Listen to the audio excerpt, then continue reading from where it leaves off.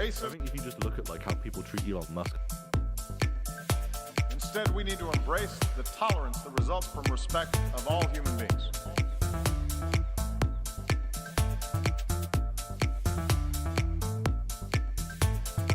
I am here to say our house is on fire.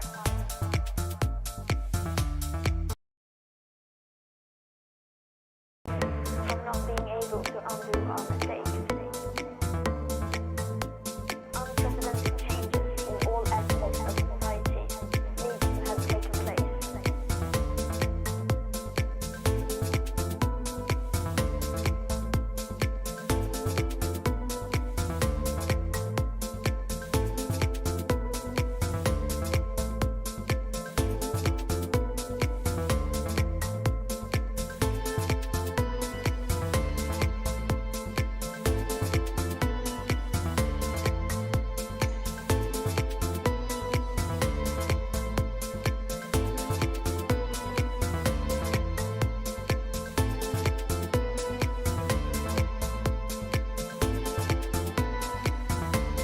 We all have to do better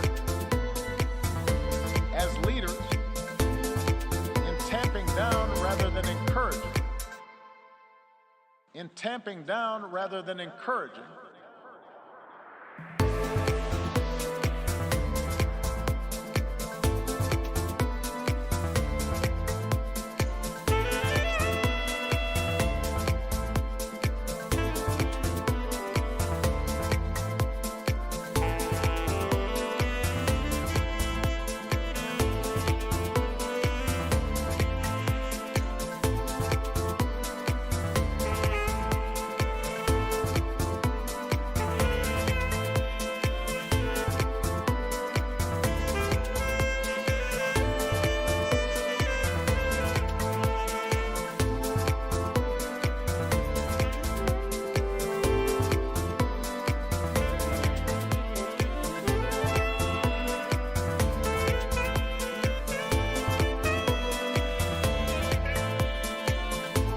We must reject any forms of fundamentalism,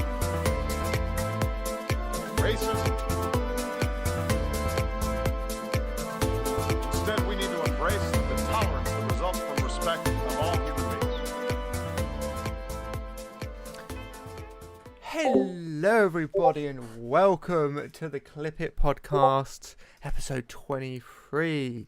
We're trying it on YouTube today, see how it is, see what the quality's like, and overall see what the user interaction is like. I'm interested to see how this is. I've heard crap tons of debates in the past talking about the difference of YouTube and Twitch and stuff like Mix and all that. To apologise. Let me just mute my Discord, you wonderful people. But yes, I hope you're all doing well. I hope everybody's having a lovely weekend as always. Don't forget, I am Tactical TV, and these podcasts will be uploaded on two times, so the notifications coming through. What a prick. And talking about YouTube, Spotify, and we're on YouTube, Spotify, as well as Breaking All That. Why is the Tactical TV stuck there? Fuck it. Anyway, this is going well as always. As you can hear, we are joined by the wonderful Agent Oink and Delicious. So let's go and say hi to them right now. How are we doing, you wonderful folk? Oh my god. Wow, there is a delay. I'm going to try and play back I to catch know. up, but it's. I will say bar. now, it's on normal. There we go, fix it. It's on normal latency. YouTube have normal, low, and ultra low. I just put it onto normal because they say it's the highest quality. I don't know how much of a difference it actually makes. Right. Who knows? Again, Yeah. not using YouTube, not really knowing much about YouTube There we streaming. go. I was Some just nice Discord curious, notifications as well. This Thank is a you. typical podcast start. I love this. Yeah, I mean, my experience watching YouTube streams is few and far between, and I'm very, very, very used to the tradition of just setting them to 2 times speed and being amazed at how the stream that you were watching that's supposedly live had a 417-hour buffer that you've just skipped through.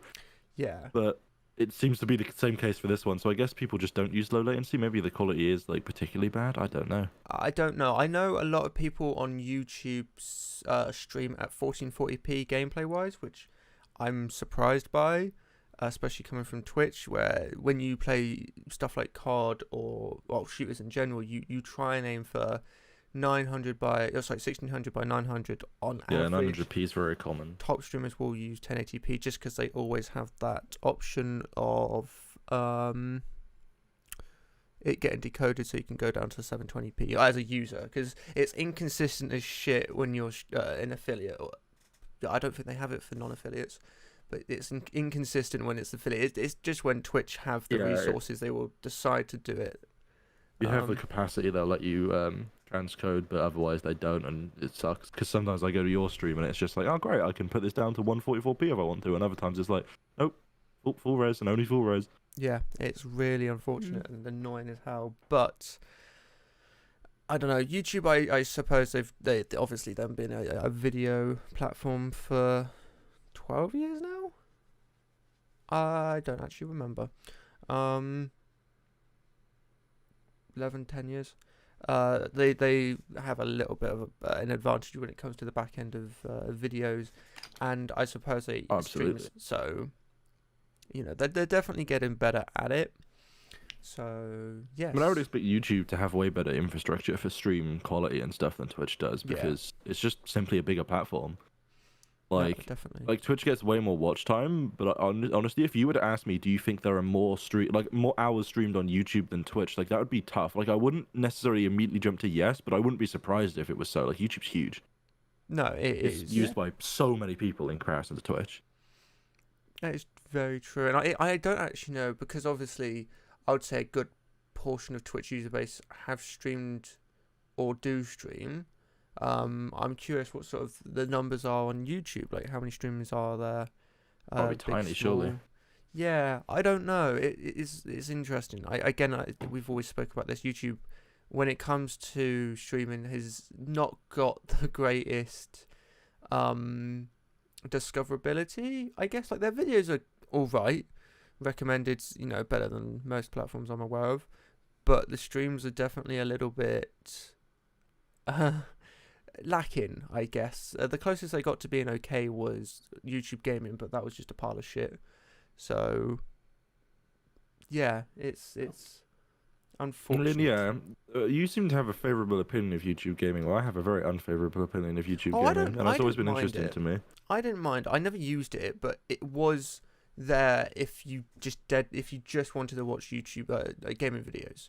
If that was all you did in your YouTube watch time, if that's all you watched was YouTube Gamers, Jacksepticeye, Markiplier, Jack Frags, you know, the Nerd Cubed, whatnot, then yeah, that's fair, and it was a good platform for that. I much preferred the channel page on there. I think it looked better, was better laid out than the default YouTube one, so that's why I preferred it. And obviously it had the much better streaming discoverability, because that was one of their like key features, or trying to get better at on there.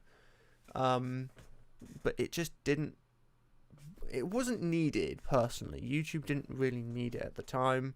I feel like if they did it now, it would probably get more use than it would have back then. But at the moment, I don't think when they released it, it wasn't needed. We were in a high time where there was a lot of gamers, but there was also a shit ton of vloggers at that time. Not that there isn't now, but I would say back then it was more. You know, YouTube was more sparse, and there was a bigger user base that was separated between different genres. So I think traditional vlogging isn't as big as it used to be. No, it's more. That peaked in like 2014. Yeah, it's more vlogging with it's kind of like scripted vlogging, I guess, because there's I don't know. Yeah. I'm going off Mr. Beast, who would make vlog type videos, but they always had a scripted element to them, as they have an ending, they have a set goal. A good example of that is if you ported I don't know what the latest Mr. Beast video is, but if you ported like his latest like common, like he's just giving people money in some way or whatever, Mr. Beast video to like 2013, I don't think most people on YouTube, if you said, is this a vlog, would have said, yeah, that's a vlog. Now they probably would, just because it's filming of people, and that's more what the definition of vlog means now, right? Like it's not like a vlog series. Like, people wouldn't necessarily say that, but like it is kind of like vlogging content. Like the tag vlog, like kind of makes sense to apply to it in like the current sort of climate of YouTube. Like back then, vlogging was like a very distinct, just easy, like you're filming yourself. That it was that content, right? Like just going about doing shit. And there were the people that were just everyday people doing that, and then there were the people that like had a good income, good money, and they went off to places and did cool things. A bit like Casey Neistat when he was big. Yes. But Have like you- I don't know, yeah, vlogging's definitely changed it like a lot in like recent YouTube years. Have you guys seen that his brother's finally made a channel? No. Casey Neistat. I can't remember what his channel's called now. It's something Neistat, obviously. Oh damn, what is his brother's channel called now? Give me a moment. But yeah, like that's kind of got quite popular. Because Casey Neistat announced it. Right, what's his brother called? He has children? For me, it's always been interesting because I just like it was interesting hearing your perspective on YouTube gaming. I guess partly from the creator side of it because I just never saw a reason to use YouTube. That was the biggest problem with it is that I mean, even with what you said, like I don't really understand what the point of it was because when they announced it, I thought the intention was to completely separate gaming content, right? And that pissed me off because it's like, why? Now I have to go to two websites. That's horrific. That obviously didn't end up being the case. And it's like, well, why would I go to this website if I just want to watch gaming content when I could just go to YouTube? Like, I can already do that. There is no need for me to change my workflow, what I'm used to, the UI that I'm used to. Like, I can already do that on YouTube. If I only want gaming content on YouTube, I can get only gaming content on YouTube. Like, I just never understood what the point of it was. That's yeah. It's I think it's very contextual, honestly. Like, again, if it came out 2 or 3 years after it actually did, I think it would have had more success. To be completely honest, if they decided to do it when Mixer died, it probably would have had more traffic, just because people were like, oh well, what's going to happen? Where's Ninja going? Are we all going to have to go to Twitch? Are we going to have to go to Facebook, which nobody really wanted to do, but some people have, and good for them. They're still doing their career on Facebook, even though it's not the best platform for game streaming, especially. No. And I honestly, I think it was just at the wrong time. It was a good idea at the wrong time, executed all right. It wasn't amazing, don't get me wrong, but it was executed well enough that it probably would have done well if it came out now, a year ago. Would it though? I personally think it would have. But why? Because people, I think people are fed up of Twitch because they just make constant mistakes. I don't disagree with that, right? But why would YouTube Gaming succeed and them not versus them making a proper live stream discoverability tab, right? Like if on the left of YouTube you had your home, your trending, your subs. For me on Premium, I've got originals and YouTube Music, right? What if it said home, trending, subscriptions, live, right? Like, I mean, frankly, just get rid of trending. That doesn't need to be there in my opinion, but that's my take. But like, why not just have a live section where you can discover live streams properly, the exact same way Twitch did it, the exact same way Mixer does it, the exact same way like every streaming service does it. Okay. Over like YouTube Gaming, like what about people that don't stream games? That's immediately a problem now. Like what? I don't get why YouTube Gaming would be successful. It's just YouTube but worse. I'm going off what they've done. If I wanted them to do something that would make it better, yes, a streaming tab would be 10 times better because you don't have to then go to a separate website or separate domain to see what content you want to see. It's just all on your homepage. But I'm just going off what they did in the past, though. I doubt they're ever going to do that, just because they're very. I feel like they're trying to hold on to the whole fact of we're the the number one video platform, and I don't think they want to stray away from that. Because I think they should. It's Google. If anything, I feel like Google would make a separate website for streaming. Like I would not doubt that 100%. I feel like they could do that. I mean, they could make a separate website, but why? Why not include it into YouTube where you already have streaming, you already have the infrastructure and the code and the software in place to do streaming. You already have a massive user base. You already have communities that are successful. You already have a lot of money coming in. Why not just like if Google right now spent the next year developing a feature matched competitor to Twitch as a subsection of YouTube, right? So it had the same level of discoverability, had the same tagging system, it had like the same level of emotes in chat, it had all of this stuff, right? Like, why would people not use YouTube? Like, if you proposed to me right now that just bam, there was a YouTube Live tab and it was feature equivalent to Twitch, why the fuck would I use Twitch? No offense, Twitch, but why? Your quality is worse. You have a bunch of problems. You got a shit social media team. You're an asshole to half your streamers. Like, why the fuck would I not just come to YouTube? Don't get me wrong, YouTube has its problems too, but like the quality is better here. It just is. I'll tell you why. Because they put they put too much money and time into shorts, and they don't want that to fizzle out. So they're gonna put a foot down and get this popular. I don't even know what Shorts shorts isn't a is. bad feature. Controversial take. I don't use shorts, right? I don't use shorts. But is it a bad feature? No, because what did they do? They saw TikTok. They made the exact same thing as TikTok and put it on YouTube. That's just going to make them a bunch of money. That's great for creators. Like, that just seems like a logical decision. The only thing that seems weird to me is that I don't know how you upload to shorts, and I'm pretty sure you just upload a normal YouTube video in a mobile phone resolution, and it sometimes just gets put on the shorts, which is a bit weird. Confused of the point of shorts. Like, I've seen... The thing is, I'll watch them, and then I'll go back in my subscription feed, and only there does it tell me that it's a short. Otherwise, it was just like a normal video that was recommended to me. Yeah, they seem to be like overlapping. It's weird, isn't it? Yeah, so I don't really understand the point of them. Obviously, I've not uploaded any shorts, nor do I have plans to, but I don't see why I would have plans to.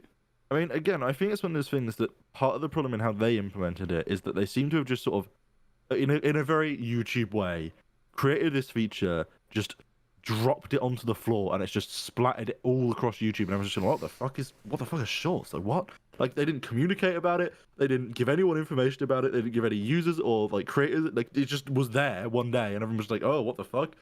Like, that was terrible.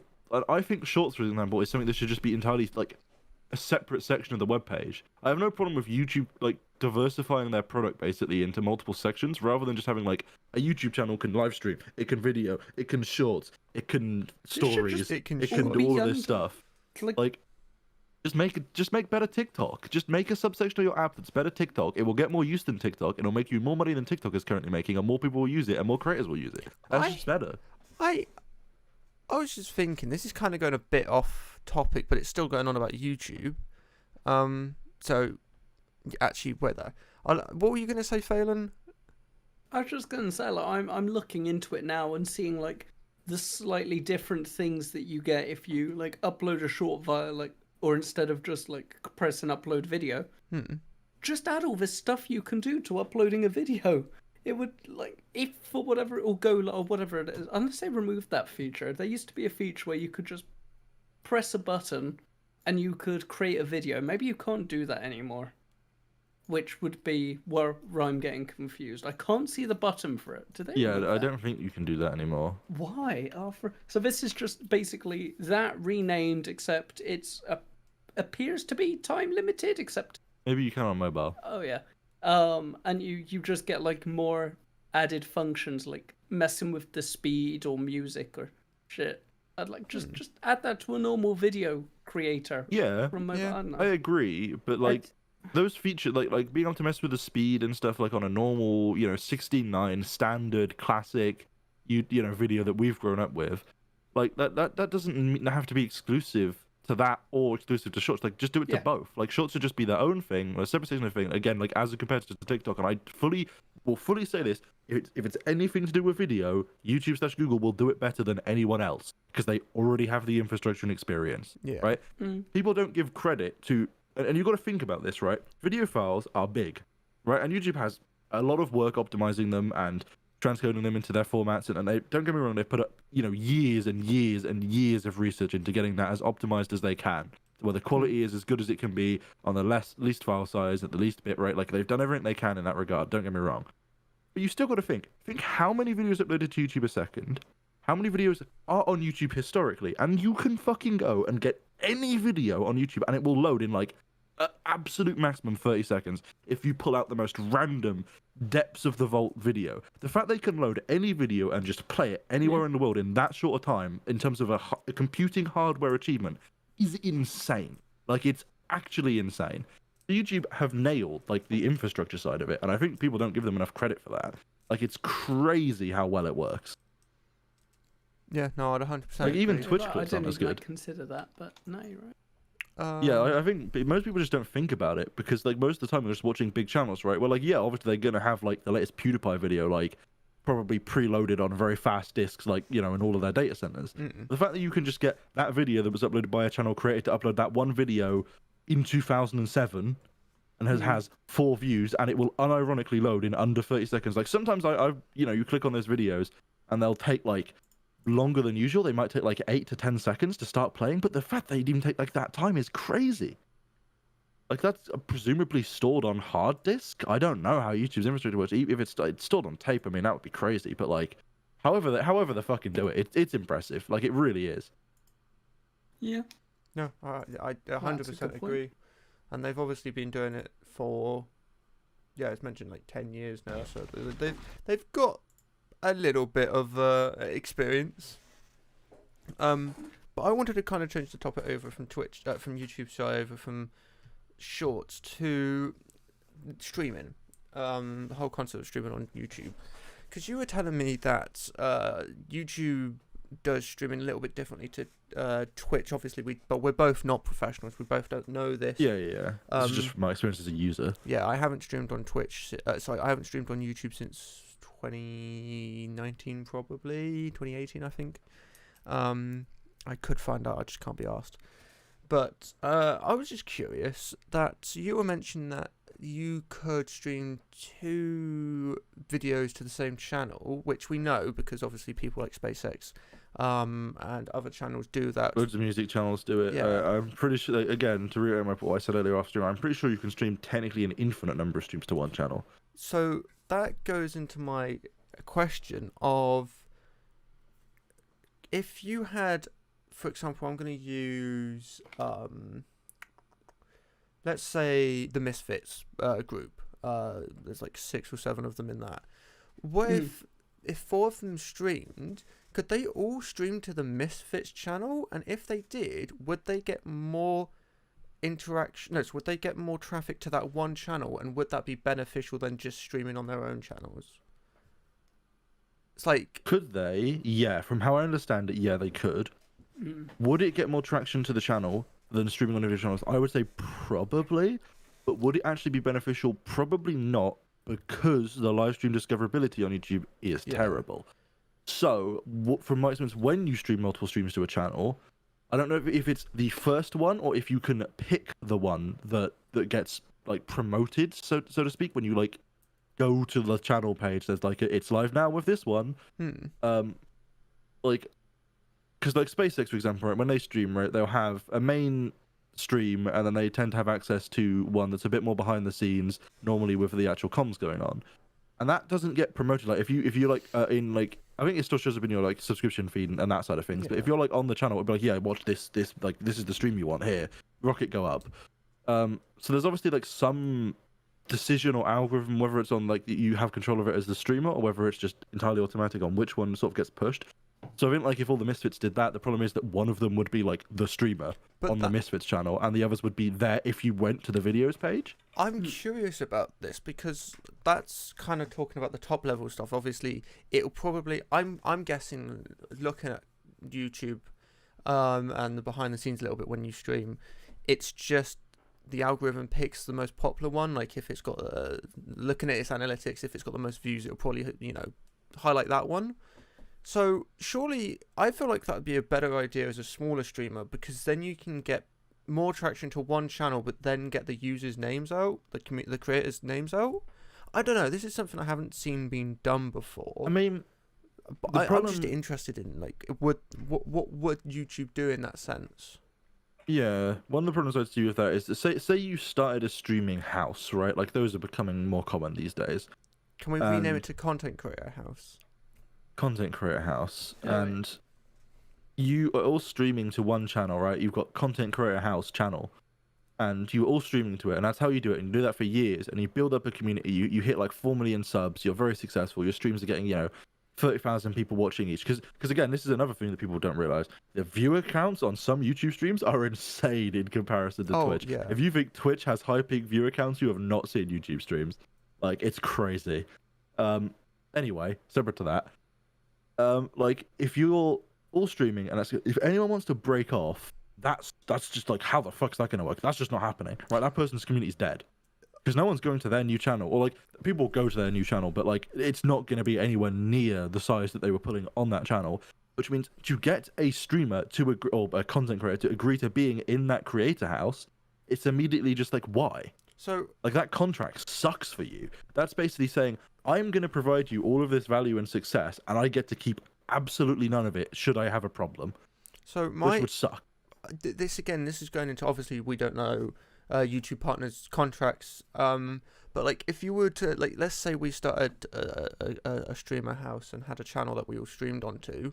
We started, let's say, from literally like 100 people, which is relatively high for a very, no it's not, but let's say we had 100 subscribers. If we were to, if that actually worked like that, and if we managed to get traffic to the channel and we're all streaming onto the channel, then we're smart. We're not gonna stay streaming to that one channel from forever, because you could always branch off. It's easier to branch off when you've got a smaller community, because then you're more likely to grow and you're not gonna have to worry about losing everything. But secondly, I'm curious if you're able to, this is going complicated and going like different wings of stuff, but like let's say that channel got to 10k. If you're smart, you would still stream to that channel, but you would multi-stream to your own channel as well. If that makes sense. So then people who were just dedicated to, like me, let's say, they would come to my channel. People who like your content go to your channel. And like, but then, okay, so let's just talk about the overall thing with this, by the way, because this is something I know we're going to do. But streaming as a community, like a streamer house, is much more beneficial than just by yourself, because in general, yeah, it's just statistics. There's more people making content, so you've got more likelihood of one of those just getting lucky and getting viewers. And then obviously, if up to that person, they could just fuck off and make a career out of it and leave the other 6 dead, or they can still make content and help the other ones out. It's we've seen it in the past. It's going to happen in the future. But like that's the main idea. I'm just curious, would the whole idea of streaming 4 separate channels, 4 separate personalities onto the same channel work? And if so, what would it look like?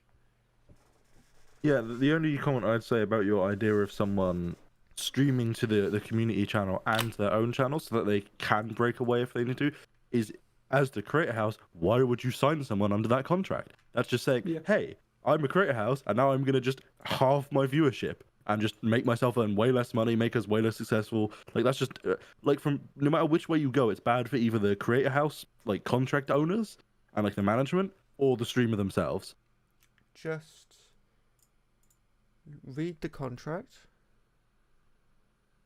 I mean always read contracts, and but you say that, but there are lots of cases of quite big esports and YouTubers that have just made drama because they missed some small print. And man, come on, like in the long run, it probably made them more money. But I mean, to be entirely honest, my take on this from someone that like watches like some esports is that if you're in an esports situation where you're starting to actually get proper contracts for like being on a team, right? You're probably at like upper end of tier 2 or going into majors at tier 1, at which point you can afford a lawyer. So get a lawyer to read over your contract. Yeah, like you don't have to pay for a lawyer 24/7. You just pay for a lawyer to read over the contract and point all the important bits out to you, and then they go off. Like become a patron to Legal Eagle or Leonard French or something. They'll do it.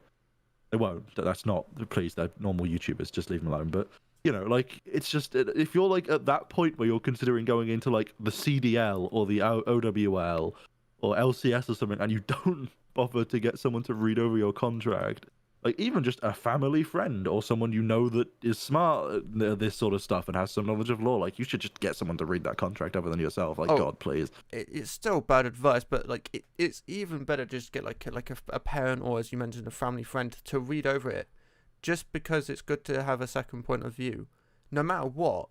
Like I don't know, get your partner to read it as well as maybe a really close friend, just to make sure if you really want to for some reason avoid a lawyer for some reason.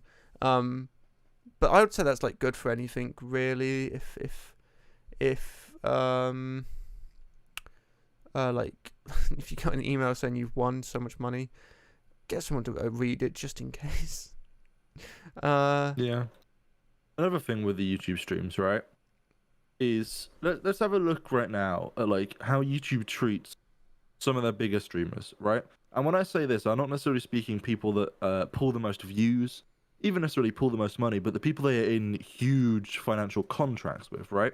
Right. And Dr. I'm going to have to Disrespect. send some images. I will describe this to the stream, but I will send some images for the benefit of other people in the call here.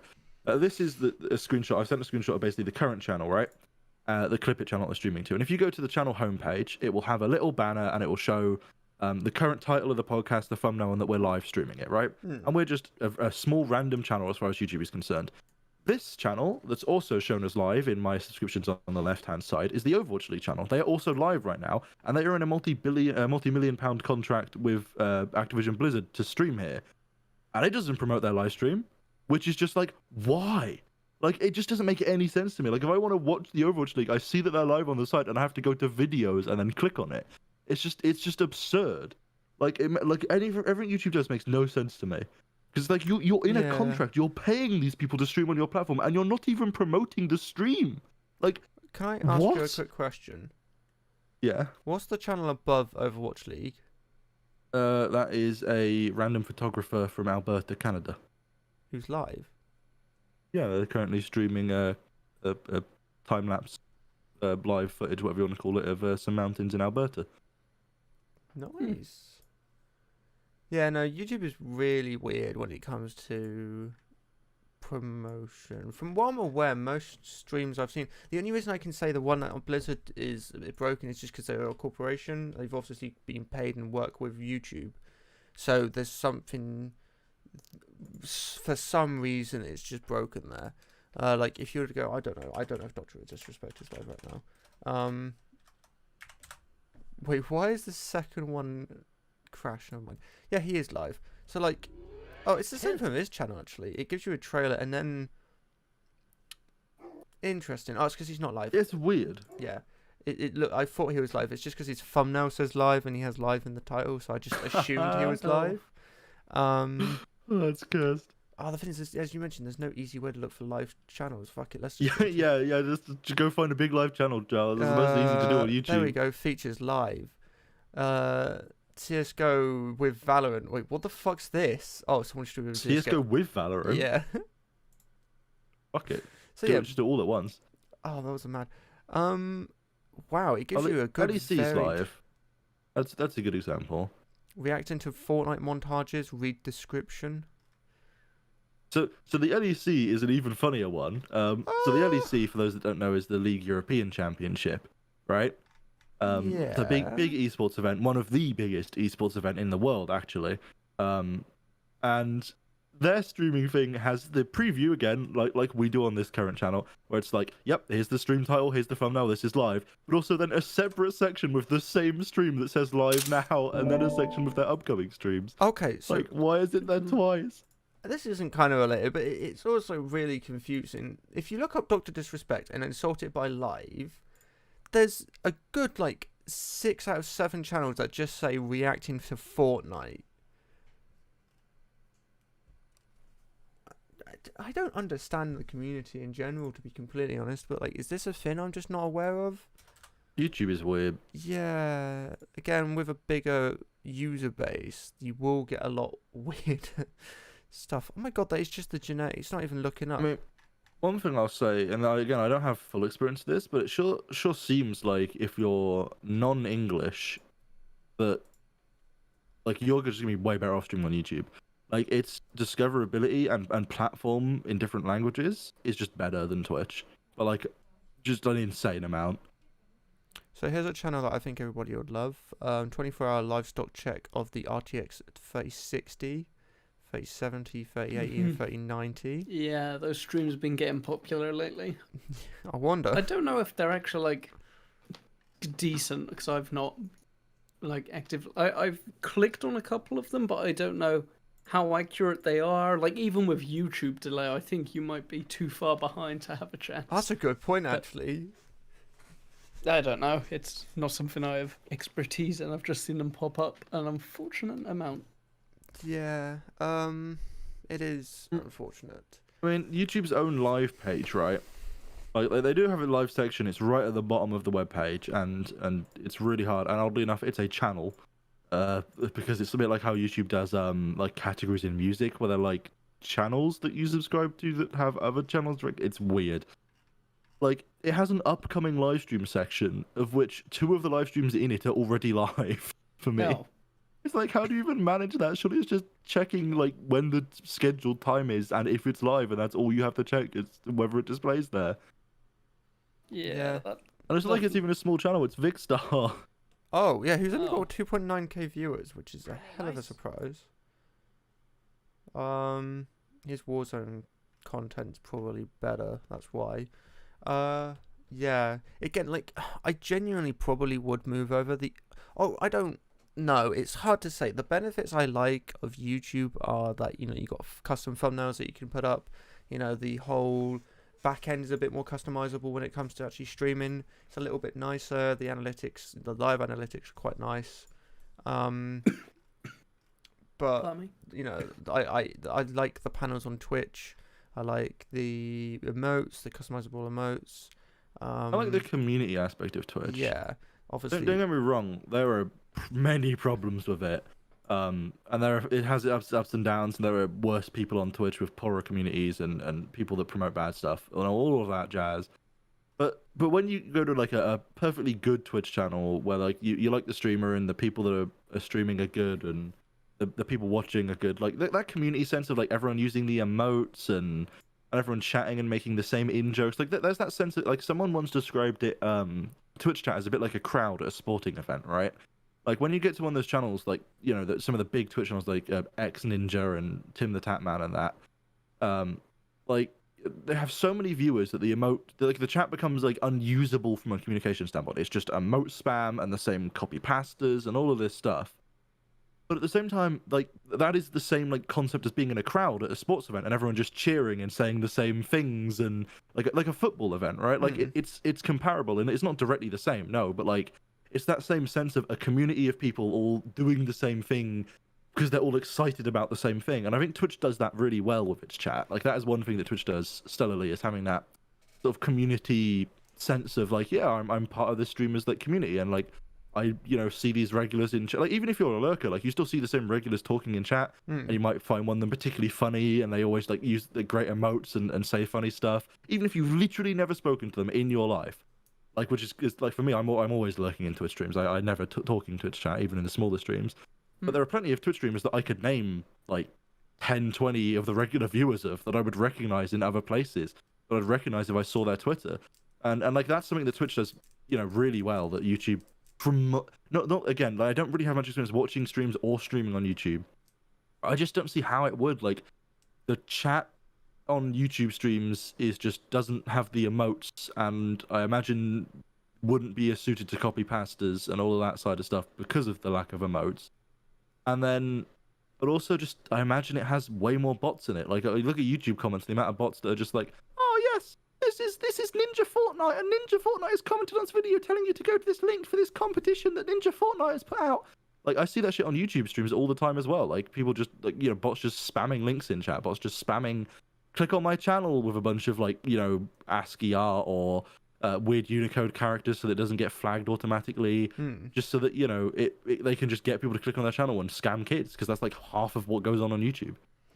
That was a really long rant to say that Twitch has got good chat, but yeah, no, I Twitch has got the better community aspect of it. It and customized. Oh, I don't know. It's the community side of Twitch is so much better, I would say. The community management, streamer management, and their overall brand management is shockingly bad. And honestly, the amount of mistakes they've made, I don't understand why they haven't just fired that person. No offense. I don't think it's that they haven't fired that person. I think Twitch has probably fired their social media managers more than any other company. I true. think it's just they keep getting hired by the same idiot management. Yeah, it is unfortunate. As we mentioned before, it'd be interesting to see what they do, if they do anything with the new CEO of Amazon, if that changes anything, which I very much doubt. But we'll have to see. It's always an extra element in the cog, and an extra cog in the machine. Yes. And so that could change something. Again, we don't know. It's uncertain. Probably, most likely, nothing. But I mean, there was a lot of drama about how undiverse Twitch's staff team is in places a few months back, and I feel like that's like one thing that, like, for me, in my opinion, would solve a lot of the problems they have. Is that a lot of the mistakes they end up making? It's just that they try and do, like, supposedly they claim they try and do something for good or to be inclusive or to help a community out. And they just fuck it up because rather than asking that community or doing any research or getting a member of that community to figure out what's best, they just, like, fumble about and end up doing some weird ass, like, event and just mess it up completely. They just get some person that's completely unrelated and uneducated in the field to do something about it. It's like, if you want to support, like, trans people, get a trans person. There's quite a few of them, like, and I'm sure they'd love to work at your company. Like, just do it. Yeah. That sounds more than reasonable. No, I don't know.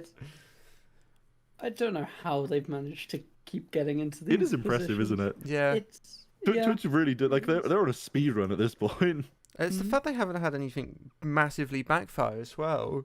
It's just, oh, you've done this bad. Oh, we apologise, and that's as far as it really goes.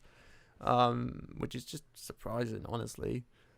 I mean, again, there's So- just no competition, though, is there? No, since Mixer's died, and that was Like, barely if you're a competition at streamer that, on so- Twitch and you felt really uncomfortable about, one of their many events, because I was gonna pick one, and I realized like there's literally so many over the past 5 years. Like, holy shit. Yeah. Like, if you felt bad about one of them, like, what's your option? Like, go stream on YouTube? No, the chat's worse. You won't have any discoverability unless you already have a community on YouTube. Like, if you're not big on subscribers from video content, like, you're fucked. At least as far as it seems from the outside perspective so far. Like, that's weird. Like, okay, what if you're a viewer, like, and you feel kind of like, where do you go to watch streaming? Like, you go to YouTube, but you can't really find YouTubers. There's not as many people streaming in, like, certain fields on YouTube. Like, Yeah. it's just like you just don't. There's just nowhere to go. There just isn't competition to Twitch. That's Everyone's very true. sadly reliant on it. It's upsetting and unfortunate. Yeah, it's nothing really to add to that, I guess. It's like No, not really. it's really annoying, and you just have to grind your way. You have to keep mining through the obsidian to get to that diamond. Because No. there is a bit of luck in any content What? creation. Just But- don't even start the Minecraft metaphors. What? You Not have the to keep. time. Not Do the you know place. what's something that I've just discovered though? Yeah, that's no, going to be wait, really let me entertaining finish for my Charles. segment. Okay. Yeah, you have to keep mining until you get that diamond, because there is an aspect on any content creation where the more you put into it, the more you get out of it. Again, as mentioned, there's a huge element of luck, but the more you put into it, the more you get out of it. No matter what. And talking about mining, our server's recently gone very well. That's why I did that anyway. You carry on. Okay, What the okay, so I hell like just that I had happened? one small offhand comment to make. It's literally like one sentence, and he interrupted to continue a segue to a next category. That is beautiful. I love you. Right. All I was going to say is Vicstar's part of the Sidemen? You didn't know this? No, because I knew I don't know Vicstar from who's years part of the ago. Sidemen. Oh Before my the Sidemen were even a God. I thing. don't Like, think I Vicstar's can was just name a a gaming single channel from member. 2013. Yeah, and he's been part of the Sidemen ever since. When did he He join? wasn't a part of the Sidemen aid. Like, Sidemen didn't exist when I was watching, or like when I knew of Vicstar was like a big time. I've never watched him. Oh, I'm finding out when he joined, because I swear he's been there. The Sidemen are counted as a music group according to Google. Everyone's counted as a music group according to Google. The fuck? That surprised me, I'm not gonna lie. He's co-founder of the Sidemen? Yeah. Oh, the KSI group. Okay. What do you know? I know one person from it. KSI. You don't know? Oh my god. Okay, nobody knows YouTube. No, I've heard Why of them, would I? but I don't watch them. Yeah, I wasn't sure. Who was I thinking Yeah, of? he was. Oh, yeah, I was he's- thinking of the Misfits. He was. Yeah. He's been active since 2010. And in Mm. 2013, he created Sidemen. So, wow, okay, Sidemen has been around way long. I thought Sidemen were created in like 2016. No. Yeah, I thought it was quite a recent thing. I only heard They've about it. Oh, the recently got house it. was years ago. 2014 to 2018. That's probably why. Yeah, like they did a lot of content when they were younger. Oh god, that takes me back. They've changed a shit ton right now. He was on, in 2021, Michael McIntyre's The Wheel as a celebrity Yes! expert in gaming. Yes. Oh my god, I forgot he was. That was cringe, man. Ugh. Right. Yeah. Modern YouTube is crazy. Like this is another thing we were talking about earlier with like the vlogging. We'll get to your segue at some point. Don't worry. Yeah. Well, like how vlogging has changed over the years. But my god, I feel like a boomer in comparison to what YouTube content is like now. Like it has changed so much. It is so different. Like the general attitude of like, you know, young kids and stuff and what they're watching on YouTube is so like it's weird. It's just I couldn't have predicted it in any way. Like Dream SMP being big, like all of that stuff happening, like the way like you got these creator houses, like it's content that I just would never have seen being like what YouTube is now, right? Because it's just not what we were watching. It's not what was big when we were that age at all. No. It's just weird.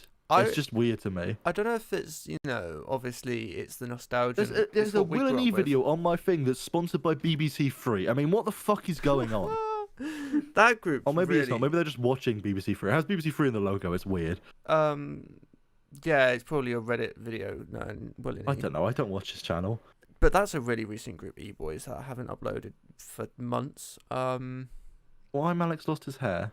That's true, because of the Sidemen. Man, they're all clashing together.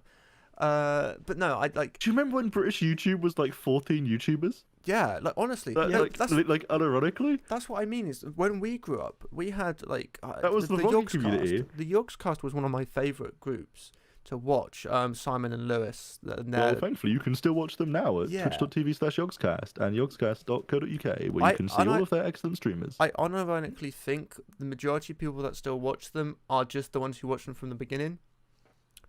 Because I don't think I don't know, their content has changed. I would no. I reckon they've picked up a lot of a younger audience. Can we Is the- reword Younger? that, please? No, I Okay, think that I was have interest, like- unfortunately accurate. Not that I'm going to necessarily critique you too much here because it's not that really relevant. But out of interest, how many of you? How much do either of you watch the Yogscast currently? And that can be the Yogscast Twitch content on their main channel. Yogscast it can be any of their partnered streamers or affiliated streamers, or it can be any of the main YouTube channel or any of their partnered affiliated YouTube channels. I watch a bit of the hit show Hat Films. There we go, got there. Okay. Interesting. Just because they've been doing a lot of series, they've been doing a lot of videos on their old, like watching their old videos, which I used to watch. So just watching that. That's fair. That's all I've watched of the Yogscast in the last 5 Okay, years. what about you, Faye, then? Nothing at all. The only thing I've watched in the past few years, for some reason, there was a short period where like highlight compilations were recommended to me, but that's all stopped, and like it's been like probably half a year since I've even seen one of those be recommended. Okay, fair enough. But that's So the closest I've got in like 5 years. My- if not more. my opinion then, as someone that watches the main Yogscast channel, not every upload, but near enough. Like I don't watch their Among Us content or their Project Winter, which is basically like a different game but similar to Among Us. Like I mostly watch their TTT, peculiar portions if they're doing that, their Gmod Sandbox videos and stuff. And I watch a good few other channels and streamers and stuff from the community or their partnership group, whatever you want to call it. What's the fucking word? I can't think of it. YouTube member, like Machinima. What are they called? YouTube Network. network. That's the word. Because that's basically what the Yogs are now. Is that they definitely do not have a younger audience than they did when they were big on YouTube. I mean, like maybe because YouTube just has more younger people on it, you could argue that. But like their content now is very much just kind of like it basically serves one purpose: to advertise the other people's Twitch channels, right? Like the main Yogscast Lewis and Simon channel. Simon isn't on it much for his own personal reasons. You could talk about Simon and why he hasn't been in content. Like it's a meme in the Yogscast that Simon hasn't been as much content lately. You know, whatever. Like we all love Simon. He's a lovely person. Yeah. You know, he's just doing his own thing. He has enough That's money. not relevant. the point of like the TTT videos, for example, like the latest TTT video I watched last night, had, let me get it up so I can load it up. It had Ben, who doesn't really explicitly do content. He's more of a staff member, but he's in a lot of their shared content. Basically, like handles the servers and stuff for them. Does a bit of production. Ben's lovely. He's in streams. Don't get me wrong. He does streams, but he doesn't have like his own streaming channel. Well, I said that. No, let me record it. He does have his own stream channel, and he's been streaming regularly to it. But that's more of a COVID thing than it was like what he has traditionally done in the Yogs, right? Like he has been streaming regularly on his own lately, and does his own streams on the main Yogscast channel, normally with Lewis, a couple of other people. Duncan, who does his own YouTube content and streams. Ravs does streams. Xylus does streams. Bree does streams. Checkpoint does YouTube and streams. Boba does streams. Right, like the whole point of like the YouTube content is, if you're a Yogscast fan, whether that is a fan of the main YouTube channel, a historical fan, or you're particularly like Ravs and Xylus, for example, you watch their streams regularly. The channel, like the Lewis and Simon as its branded channel now, serves sort of as this hub where all of these members of the overall partner network get brought together, and they play simple games that are very easy to get into, like TTT, or they do like Gmod sandbox stuff where they like just do like a Gmod build video. And it sort of serves as like a like it's almost like a content onboarding service where like you go here and you're like, oh yeah, that was good, I really like Ben, who's in the video in the description, oh, twitch.tv/bedgurs, oh, let me go on his channel, when's does have a look at his schedule, it's like, oh he's next live on Tuesday, like that's cool. On Thursday this week he streamed Admech versus Tau and Rimworld, that's good, I like Ben, he was entertaining, like that's kind of what the content there serves. And for that reason, I feel like don't get me wrong, like the Yogscast in terms of their success would be considered like they're not pulling anywhere near the numbers they used to. Like they're pulling like 100 to 150k a video, and that's fine because that's kind of what the Yogscast is now. They're not trying to go viral. I believe their main YouTube channel is actually still losing subscribers, but it has been for years. Like it serves more like they fully transitioned into being a partner network. Like as a company, they partner with people, right? And as part of that agreement, that I believe there's different like contracts you can have. Like I'm not sure if they still run these so much, but back in the day they used to employ people to create content where they'd get paid a wage, and then the money they make would just go like from their channel would just be entirely separate. Then would go straight to the Yogscast bank. But obviously they also now, and I believe mostly now more commonly do like the standard partnership agreements, like we take a percentage of your revenue and provide these services. Which is that, yeah, part of the service is that you get advertising. You can have merch done through the official Yogscast store, which isn't just like a partnered store where they like get, Spreadshirt to make shirts for them. Like they have their own suppliers and stuff, like the same way like LTT store works. They, have thumbnails and editors and stuff that you can use. They have an office that you can reserve space in to go and use their recording. Obviously with COVID, that's all been a bit more complicated than usual because, they haven't been using the office as much and everyone's been working from home. But, say COVID wasn't a thing, right? And we were a member of the Yogscast, we would have the ability to go and use their camera equipment and their recording studio and their, proper office and stuff, facilities. That's part of what being a partner with the Yogscast means.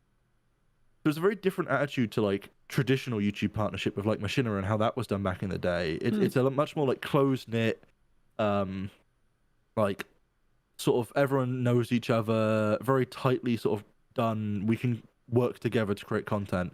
As far as I can tell, does not turn much of a profit, if any profit. I mean, for example, they started their own convention recently, which again, now you think, well, Yogscast have been losing a bunch of money. They've been losing a bunch of views and subs. Like, how are they running their own convention? It's like because they've transitioned from being a big viral sensation on YouTube that they were in, the early 2010s to being more of a sort of small community where they run a small convention in Bristol, a bit like CoxCon with Jesse Cox, right? Where they run that, and like they chose to run that at a loss because like they just they can, right? They can build up a bit of profit and then just run that at a loss because it's just a way to give back to the community. It's more of like a sustainable, staying at the same size, just getting everyone by earning the money than it is like a trying to go for a big viral thing. I forgot Jesse existed. Jesse's lovely. Yeah, he is. No, there's nothing wrong with Jesse. I surprised just forgot he did content. Yeah, I know who like the hit cool guys on YouTube. I'm still in 2013, bro. Nah, that's I'm surprised fair. they still call the channel Lewis and Simon at this point, to be fair. Yeah, Like, and it's that's not a just, bit of a like, meme in the rebranded community. Yogscast. I can understand it because it is. Fucking It's. I think it's just for SEO. Yeah. Like I'm 99.9% sure it's for SEO. Like if you Google Yogscast Simon, Or like, or if you search Yogscast Simon into YouTube, I'm presuming the top channel will be Yogscast Lewis and Simon. Yeah, and like I imagine Yogscast Simon gets a good amount of views. Like, yeah, that brings up Lewis's channel and then Simon's channel, so that makes sense. And talking about the Yeah. Yogscast, My My God, they've done TTT a lot. carry on. I just said they've done my like. I know I've been doing TTT for a while, but like, I'm A long time scrolling now. back, and it's been way too many times a week for over 2 years so Yeah. far. I'm still scrolling; it's still there. And Yeah, absolutely, TTT Tuesday, Thursday, and Saturday currently. It used to be almost every day at one point. yeah, I, how can you do that? Like, almost day after day recording TTT They for don't. that amount of time. I don't know. Yeah, that's the thing. They don't. What they do is you get you get the group together, right? Yeah. So say for example, if I go back to a TTT video I'm assuming they 2 like, months ago, record like 6 hours. this TTT video has that's Lewis, not any Ben, better. Duncan, Ravs, Rivian, Pedguin, and Boba in it, right? What they do is they get that group together and they record for like literally like the whole day, taking breaks, and that But is the content for months. That is Yeah, content oh, for the next like absolutely 4 it is. months. But that's not any better. You're still playing the same amount of TTT. Is my point. Over. I mean, yeah, but they varied it a lot. Maybe, to be fair, I don't know. I know Like- they like use a 2 lot years of ago- mods. I yeah, don't like know 2 what mods years exactly ago- they use a lot. It was like vanilla TTT in the roles. Maybe not 2 years ago. God, the sense of time with pandemic is weird. Maybe like 2.5 years ago. I don't know. I'm old slightly. I've been watching Yogscast a long time. Alright. At one point, it used to basically just be you'd have your traitors, you'd have your innocents, you'd have a detective, and they had modded weapons, right? And like stuff like that. You'd have extra stuff in the traitor menu, extra stuff in the detective menu, like pretty boring generic stuff. Then a while ago, they added the roles where you now have like the jester, the phantom, the glitch. The traitor can have a hypnotist. Like you've got all this standard stuff. Which, oddly enough, one of the weirdest things I discovered when they brought in, because the only TTT con that I have ever watched is well, not ever, but I've watched consistently for a long period of time has been the Yogscast, is that those mods exist, but like exactly what those roles do can be like really quite customized, where like one phantom can be like really different to another phantom, or like one jester can be like really different to another jester, and it's really confusing if you swap between the achievement hunter, like TTT, this used to yeah. TTT, right? Like somewhat. I don't Yeah, know, I've never every seen Tuesday or Wednesday, whatever day they do it on. So like it's Oh my god. Yeah, but they've it's- not been no, doing it for 4 years. That's the thing, Charles. Fun fact: Yogscast actually entered a partnership with Yeah. Rooster Teeth, where the Yogscast content is on the Rooster Teeth website, like they were a partner channel, because they were doing like Achievement Hunter specifically were doing a lot of TTT. It made sense that they offload their TTT audience to the Yogscast, the Yogscast offload their TTT audience to Achievement Hunter, and that was like a partnership they did. Like they're not a member of the Rooster Teeth network at all. Like they're literally not. Like they just know the guys, and they've done a few crossover vids and stuff, and the Yogscast have got like long-term friends of like the Game Grumps and stuff as well. Like You they could have their friends and stuff. You could It's say interesting. Rooster Teeth is the American Yogscast. Yeah, that's a very common comparison. I would say that Rooster Teeth is a lot more. Like Rooster Teeth is the American Yogscast in the sense of like at the start. They're not really comparable now because Rooster Teeth is the American Yogscast. In that being American, they ended up going the very corporate route, whereas like Yogscast is still like they're a company, but they're not making a particularly large amount of money. Like don't get me wrong. Whereas like I don't know that I'm saying Rooster Teeth is making a huge swathes of money or anything, but like they have a very corporate structure. They're owned by AT&T or Warner, whichever one it is. Now, like they had that whole thing where they just ended up being like absorbed by the massive television conglomerates that exist in Otter America. Media, apparently. Oh, very good. A division of AT&T's. Yeah, I thought it was AT&T. For God's sake, AT&T owns Warner. Of course they do. Yeah, okay. Sure. There's layers to never this, ends. which I didn't. Wow, that's certainly something I didn't expect. But No, that's the fair. Yogscast is a good example of like what I think is like great strategy in running a business. In that, like, when they were like big on YouTube and Shadow of Israel was popping off, and like that, they were popping off for lack of a better term, right? They sort of founded this company. They had all like the benefits of that for tax reasons. Like a lot of people don't know this about Shadow of Israel, but they employed like Tom and Ben as producers, right? They had writers, like they were running it like a TV show. You know, they had an editing team. Yeah. They had an audio team. They had all of it. Like, it was properly done. You know, you had like Sparkles and stuff running the audio, and like all of that was done. It was like how it works, but obviously that wasn't sustainable to now. Well, like they're just not pulling those views anymore. So they sort of they took a step back, and even though their company is literally bigger, they have more employees, they have a bigger office, like, you know, all of this stuff. They sort of diversified and were very smart about what they did, and they saw that like what they were doing wasn't long-term successful, and they prepared for that, and they've transitioned now to this sort of running as a partner management like business where like you're part of the Yogscast, you need some equipment for a bit, you want to do something new, or like you want to try something out, they might, you know, if you can propose them, they might help take on some of the financial risk for you.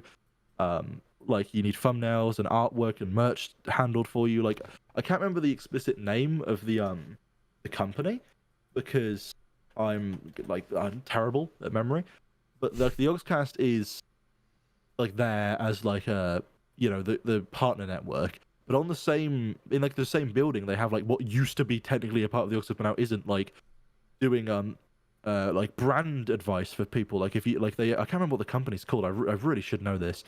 They do like hey, like you're running a brand and you want advice on like how to grow your brand, like come ask us. Like we've been doing this for like 10 years and we have experience of being like popping off and a small brand that isn't popping off anymore. So like they do that, and I believe they have another sub company that technically like, or like a sister company that technically now like handles the merch side of things, and they run like a lot of merch for not even just like the Yogscast. I believe they do it for some smaller like British channels and stuff. Like it just makes sense. They even publish games now. Yogscast officially publish games. They run like game jams and you know, help people publish games and help promote those games on YouTube and stuff, because they have it makes sense, right? Like if you're looking at some indie games, right, whereas historically you might like give your game in a code out to some YouTubers to get content. The way this was, you publish through the Yogscast, and part of that publishing agreement, part of the way that, you know, they pay you back for being the publisher, is that they will get some of their Twitch streamers to stream it, and they will have it on their YouTube channels, and they will promote it on their Twitter, and that's like part of the content, right? Like it makes sense to do that. Like they're not, like, don't get me wrong, they're not just publishing like absolute crap asset flips. Like they are publishing games that they genuinely think are good. Like your Ventures. It's yeah, like like Landlord Super. Do you remember Landlord Super? Yeah, that game. It's a great game. Like that was published through them, and like no one ever thinks about that. But it's one of those like silly games made by a tiny team. And they're like, this is cool. We want to like put some content out on this, and like they've got Glurp going out and stuff. Like you know, that's all good. Which one's Landlord Super? Oh, right. Okay. I thought I've seen one video on this. I think. Yeah, I've seen a few videos on it. Okay, fair enough. I didn't know that they were. There you go. You're right. I didn't know they were behind it. Decent. Yeah, it's interesting. Like I think they did a very good job at, like I say, recognizing that they weren't gonna be. You know, they're not like PewDiePie currently, right? They're not Vicstar streaming currently. They're not a big channel anymore, and they aren't going to be able to do that. And don't get me wrong, sadly the Yogscast over the past couple years had some real unfortunate situations of a couple members being horrific people. And that really sucked for them, because, you know, it sucked for the community to all have to go through that, it sucked for the victims, it sucked for them as a company. And to their credit, while I think there are a lot of criticisms you could have at how they've dealt with stuff in the past, like Lewis as an example has been controversial. I mean, even within the Yogscast community, people will be still to this day controversial about whether Lewis is a good person or not. Because, for example, one of the people that was ousted as a pedophile and sexual abuser, right? He basically, when there were allegations against them on a stream, said, "I'll just shut up and you're just making bullshit up," and like he has apologized for that and regrets that. But you know, some people said he should never have done that, and I'm pretty sure if you asked Lewis, in my opinion, from what I see of Lewis now, if you asked him that today, he would straight up say, "Yeah, I should not have done that. It was immature and it was wrong." Right? Like he can't take it back. It's been said, and he has to own the consequences of that. But you know, he would regret that, and that's like a shame in that sense. So they've had like a lot of stuff to go through, but they've really grown as a company, and they're kind of just there now, like doing their own thing. And I think, you know, good on them really is the general gist. Like they kicked out the bad people, and they're just running it. Like COVID has obviously been slightly weird with stuff, because they used to do on the main Yogscast channel all of these streams at the office in their stream studio, where you'd get like their, you know, different members that lived local to Bristol where they're based. And they do community streams together, and you'd have people that aren't local on call on Discord and stuff. and all of that. But obviously that's not been doable in COVID because you can't really have people in the same area. So they've either been at the office in separate rooms doing that. Because for context, like their office is really awesomely made. They have like a bunch of recording booths where every computer has like 2 screens, and stuff, right?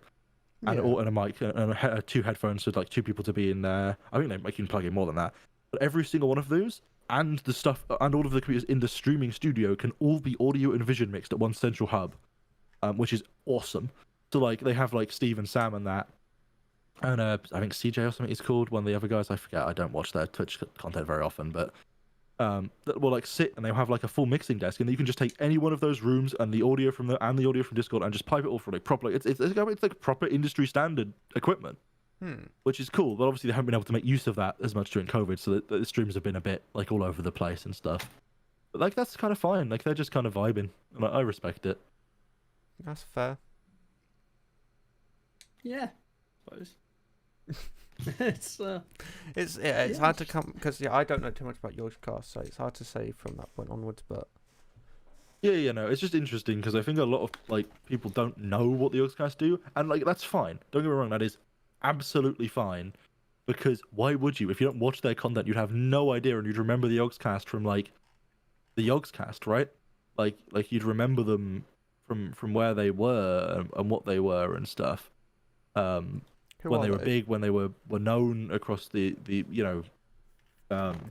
like huge swathes of the internet, and I mean I don't know, they just kind of do their own thing, and I think a lot of people just like aren't fully aware of that. Like I remember the name now. 4th Floor Creative is the name of the company because it's on the 4th floor of their office building. They really should have been so much easier to remember that. But they do like influencer marketing, right? So like they work with like all of the big games companies, with big brands. They help get people sponsors. They help give you advice on how to brand your channel, how to produce your content, how to strategize your content. All of which I think a lot of people don't realize is actually really important in like in modern like YouTube and Twitch. Like if you want to be big, right? Like you need to have like an understanding of like what your content is and its direction and how to brand it and how to market it. And I think people don't realize how many people they work with that are big names. Colin Furze, he works with 4th Floor Creative. Big Star apparently works with 4th Floor Creative. I just found that out on their website. That's hilarious. So they make a lot of money doing that as well. Like they run these campaigns and do like insight and stuff. So like I think they've really like made smart decisions about what they were doing with their company. And again, I should technically specify that isn't technically Yogscast. It's a sister company that part of what they do as a service may have at one point been kind of done by the Yogs, but was split by Lewis and Simon separately years ago. Well, not years ago. I don't know, a few years ago. As a separate company. It's cool. They do loads of cool stuff. Decent. Yeah. Yeah. Fair enough, isn't it? That's my rant about the Yogscast. Yeah. Yeah. Talking about the Damn Yogscast. Yogscast. Minecraft. I don't know. I was going to talk about the server. Yeah, I felt like we were gonna transition into that earlier, and I've Yeah, your segue. Yeah, Yeah. my beautiful segue that got ruined. Yeah, we launched the server yesterday, our little SMP, which went really well. I'm really happy with It how went that's going. terribly. It went well. Yeah, I had a lot of problems. What server doesn't? And people seem to be really liking it. Working. yeah, it seems to be Working well. alright. Most of the mods, all the mods are working well. Just they're not causing issues. It's just trying to finesse well, to get them to be honest with work you, properly. I've not had a single problem with the proximity audio. You haven't used it. Exactly, and it's been great. Damn, you got I me mean, there. the main problem has been it's not there's no problem with the mods. It's just money. No. That's the biggest problem. Yeah. We don't need to get so into that. donate now And at talking about twitch.tv/tacticaltv. I was thinking about my audio setup today. I really do want to move my setup at ground, just for convenience. I'm trying to think about if I get in the long term, in general, if I get an audio mixer, where do I put it? I don't really have an easy spot to put it. That's easy for me to get to, I guess. I got a few spots, but it just means moving stuff around. But I was talking to someone about how they want to upgrade to an XLR mic, and Hmm. they were just asking me, like, they were just asking, because I was talking to them yesterday about if I get a new mic or a new interface or whatnot, I would probably sell one or the other because I don't need it. The only reason I would keep my interface is if I get a guitar, because I want to learn guitar at some point. That would be ideal to just, I would much prefer to be able to plug my guitar into my computer and then do all the software stuff through that. But he was just saying, were you genuinely thinking of selling it? And I was like, didn't really think about it, to be completely honest, because that's just extra hassle. I can't be asked to go on eBay and Gumtree and whatever platforms you use and see how much they sell for. And I was thinking, like, a round number, I guess, if I was to sell my mic in interface is like 100. I don't know if that's a fair price, to be completely honest. I'm guessing, because both my interface and my mic cost around the same price. How much does the 80-20-20 cost? 75 brand new. And how long have you had it? 4 months? You break? 5 months? Give me a Okay, moment. yeah, Let me go I on my think Amazon. 100 is underselling that, like, in my opinion. What, for both Like the 110, interface and mic? 120? I was going to say Yeah. 110, but I don't want to be finicky. But I was thinking because the only reason I would sell this mic and my interface is if I get a mixer. And I was just thinking, well, if someone wants to buy it for that price, I might as well sell it and then get a mic I prefer, because I've always been vocal about this. I don't like the way my mic sounds personally. I find it a bit too gritty sounding, a bit too harsh on the lows, in my opinion. It's very minor. I'm not saying like this mic is general. It's most XLR mics, all of them are different, no matter what. That's just my opinion. It's not a bad mic in any way, shape, or form. That's just me hearing my voice day in, day out for the last 5 months, I guess. Yeah. It's like the thing I wanted this, like I was not trying to get across yesterday when I said I want a new mic. I also forgot some things that I wanted that we were listing off. So, half funny. I got it in September, so yeah, I've had it longer, 6 months. That's not how that works. 5 months. I was a month off.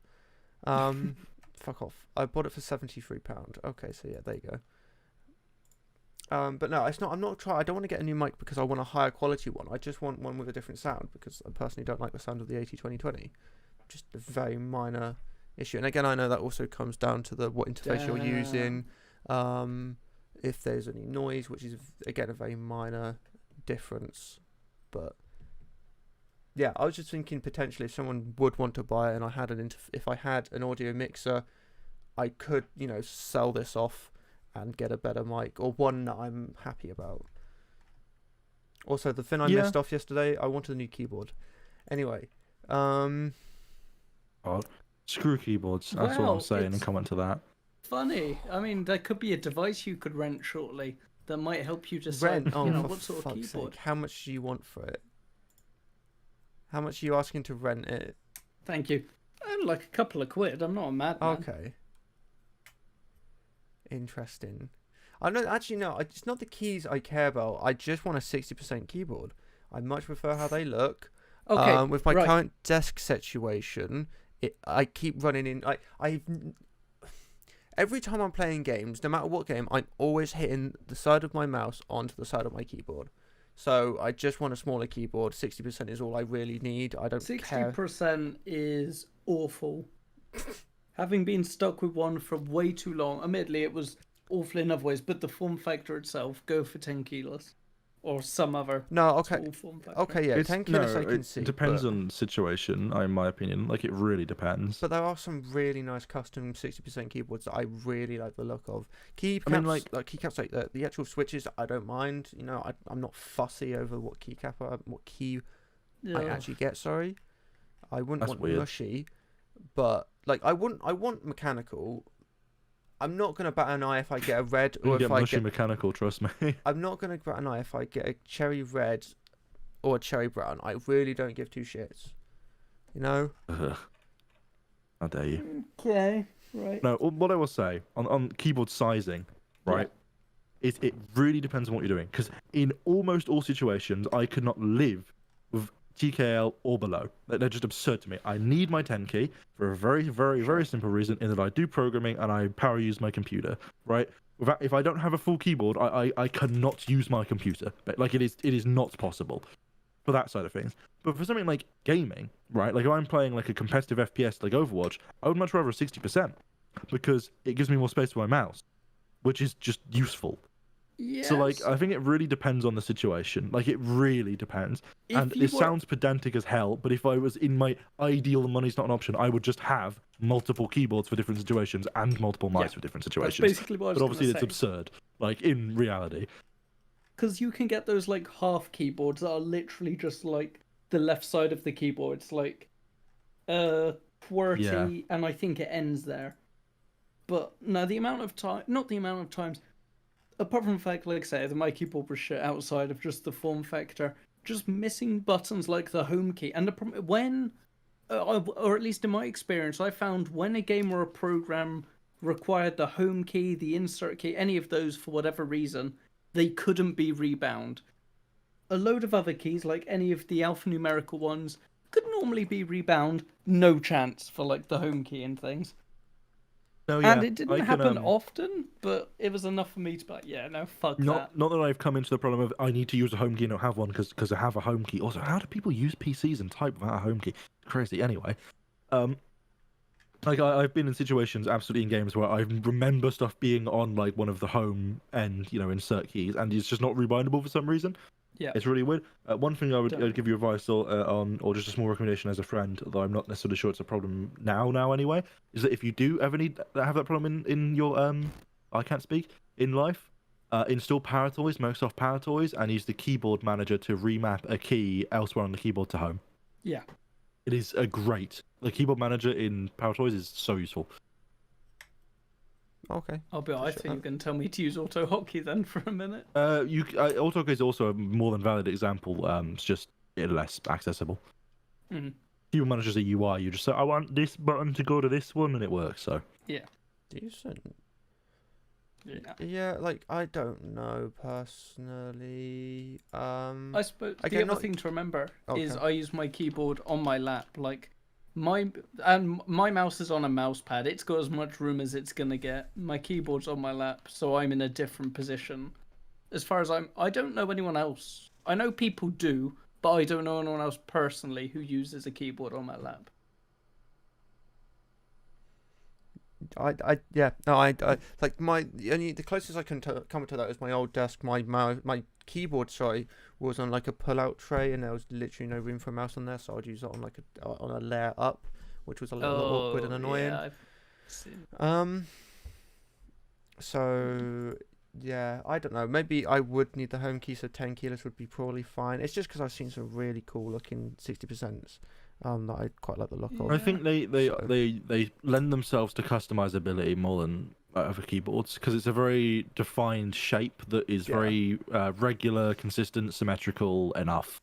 Like it sort of just it gives you like a nice bit to like apply a style to, right? In comparison to like a full size keyboard where it's like weirdly shaped and not symmetrical at all. And I think you can still get really nice custom keypad sets and stuff. Don't get me wrong. It's just that like creating an overall theme across the board is harder. I would also like to say, I don't know if I mentioned this yesterday. No, I couldn't have just mentioned it yesterday because I only found out today. But this GoXLine Mini I'm looking at on a website for sale, a resale site. I didn't realise the reason the person, because like it's always a good idea when you're checking Facebook, eBay, Gumtree, why that person, if they put in the description why they're selling it again, because you can find out if it's going to be any issues with it or something that's could make it not worthy to pay that much for, I guess. And looking at this one, the user simply put that he plugged it in for long enough that didn't realise it. He plugged it in and realised after a short amount of time it doesn't work with Mac. Now, surely you would do your research before buying something that Also, costs around why £100. would you Why would you resell it for? Not that I'm gonna like bring up the price specifically, but like the price that they were starting the auction at, when you could just return the product. That's also a very good point. Like, even if it's Yeah. outside of return window, I'm pretty sure you could just annoy customer service to get that product returned and get the full refund. Yeah, it genuinely surprises me. I'm not going to complain because if it goes for under 100, my limit, because the bid ends tomorrow, my limit's £100. So if it goes over that, I'm going to not bid anymore. But if I can get it for under 100, I'll be more than over the moon for that. I feel like it is because there's currently 8 bidders and it's 17 hours left at £81.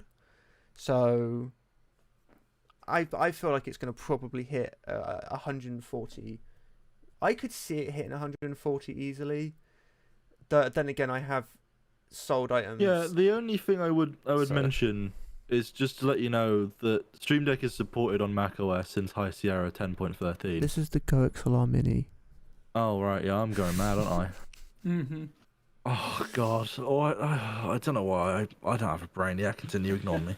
Yeah, so I feel like this will go over 140 anyway. But if I can get it anyway, that would be perfect. You know, the Maybe I'm cheapest gonna one. outbid you now. The cheapest one, I don't care, so I'll buy it off you for £110. The cheapest one I can find is 140 because delivery issues, as we've discussed on the podcast before, because of Brexit. So, and that's, oh sorry, these are the only ones that are in stock. Amazon sells them for I think 115 retail, but there's none in stock at the moment. I could be wrong with that number. I think that's when I last saw a retail for. So, who knows? But yeah, no, that was I found that really, like, yeah, I just thought, why would you not do your research? But that's even more of an important point because he hasn't had it for that long, surely. If he just plugged it in, realized it doesn't work, and now he's reselling it, he can't have had it longer than a week. So he surely could have returned it. That is certainly quite weird. He also started the bids at £10. Yeah, that's higher than I'd expect. Yeah, I noticed a lot of people start them at £1. I think that's because Hell you yeah.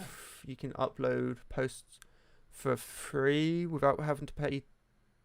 I think that's to do with like the whole thing you have to pay to put products up over a certain price. I think they allow you to do unlimited amounts for like £1 offers. No, sorry, not offers. Starting You bids. only have to pay for like it's like wild shit, like property. I think Property, cars, yeah, cars. But yeah, like this wouldn't come into it at all. Like he could have started the bidding at like £700 and he'd have been fine.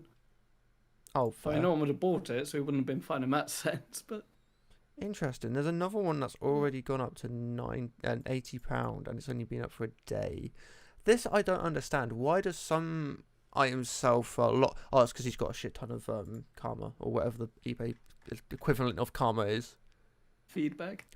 Yeah, he's got a shit ton of feedback, so he's probably got people watching all the time, which is something I recommend. Look for people who you have to be careful. You don't want to trust someone with the smallest amount of feedback because that's never a good sign if they're selling a lot of items.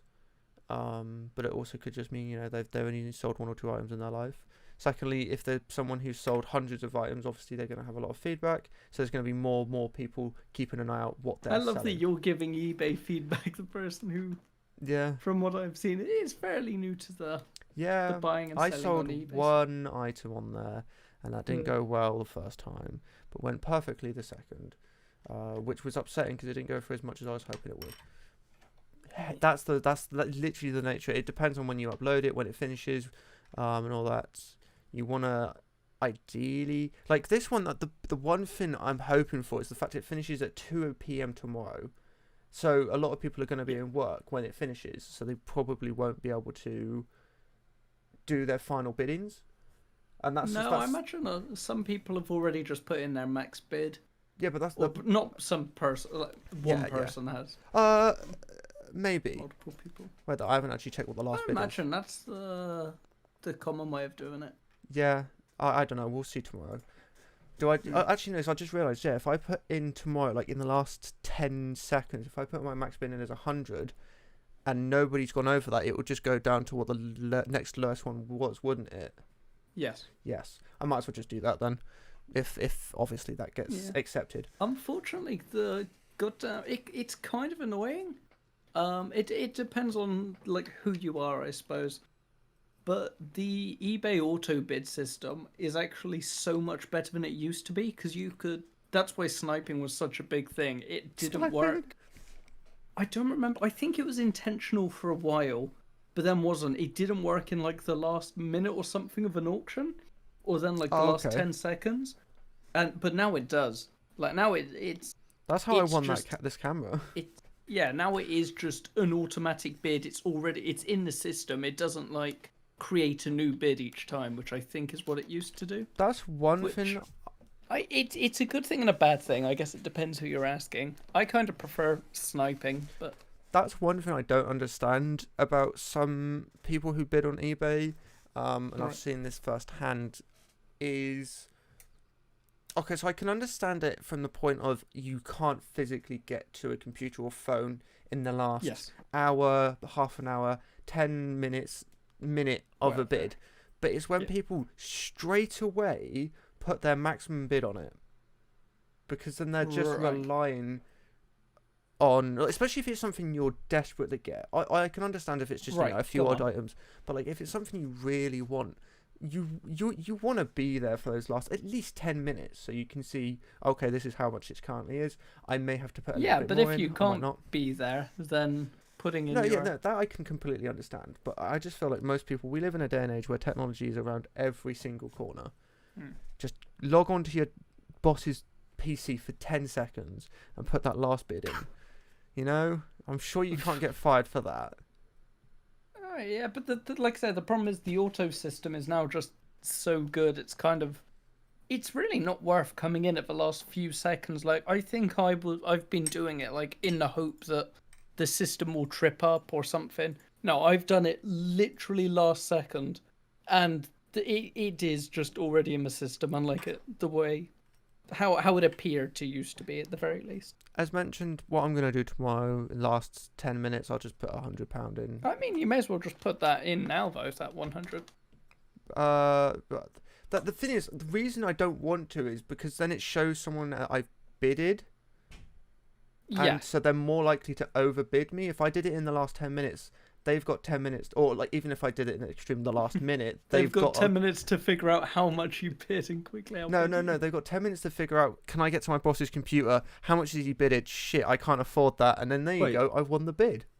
Sorry, it was kind of zoned out in this conversation. If you bid on a product on eBay, right? Say it's currently at £50, I bid £60. Yeah. Someone bid £70. Can I not just bid 80 from the same computer or account? Why do they have to go to their boss's computer? Oh, no, I'm just saying, if you can't physically access a computer or your phone because you're working in a job that doesn't have... Right. Illegally access another one is what he's saying. Yeah. But you can, for example, say it He was really at wants that £50 and you'd be willing to spend up to like 100.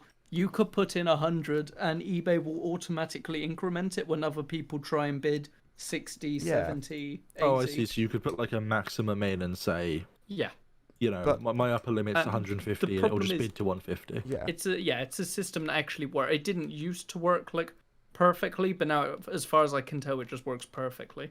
Oh God.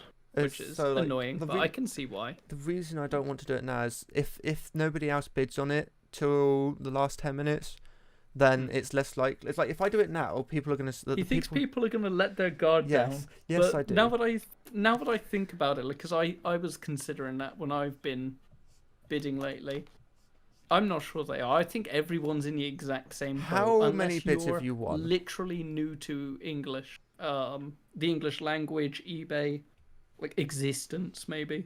How many bids have you won? Doing your technique? Because I've won... just waiting for the last second? Yeah, I've won 2 out of 2.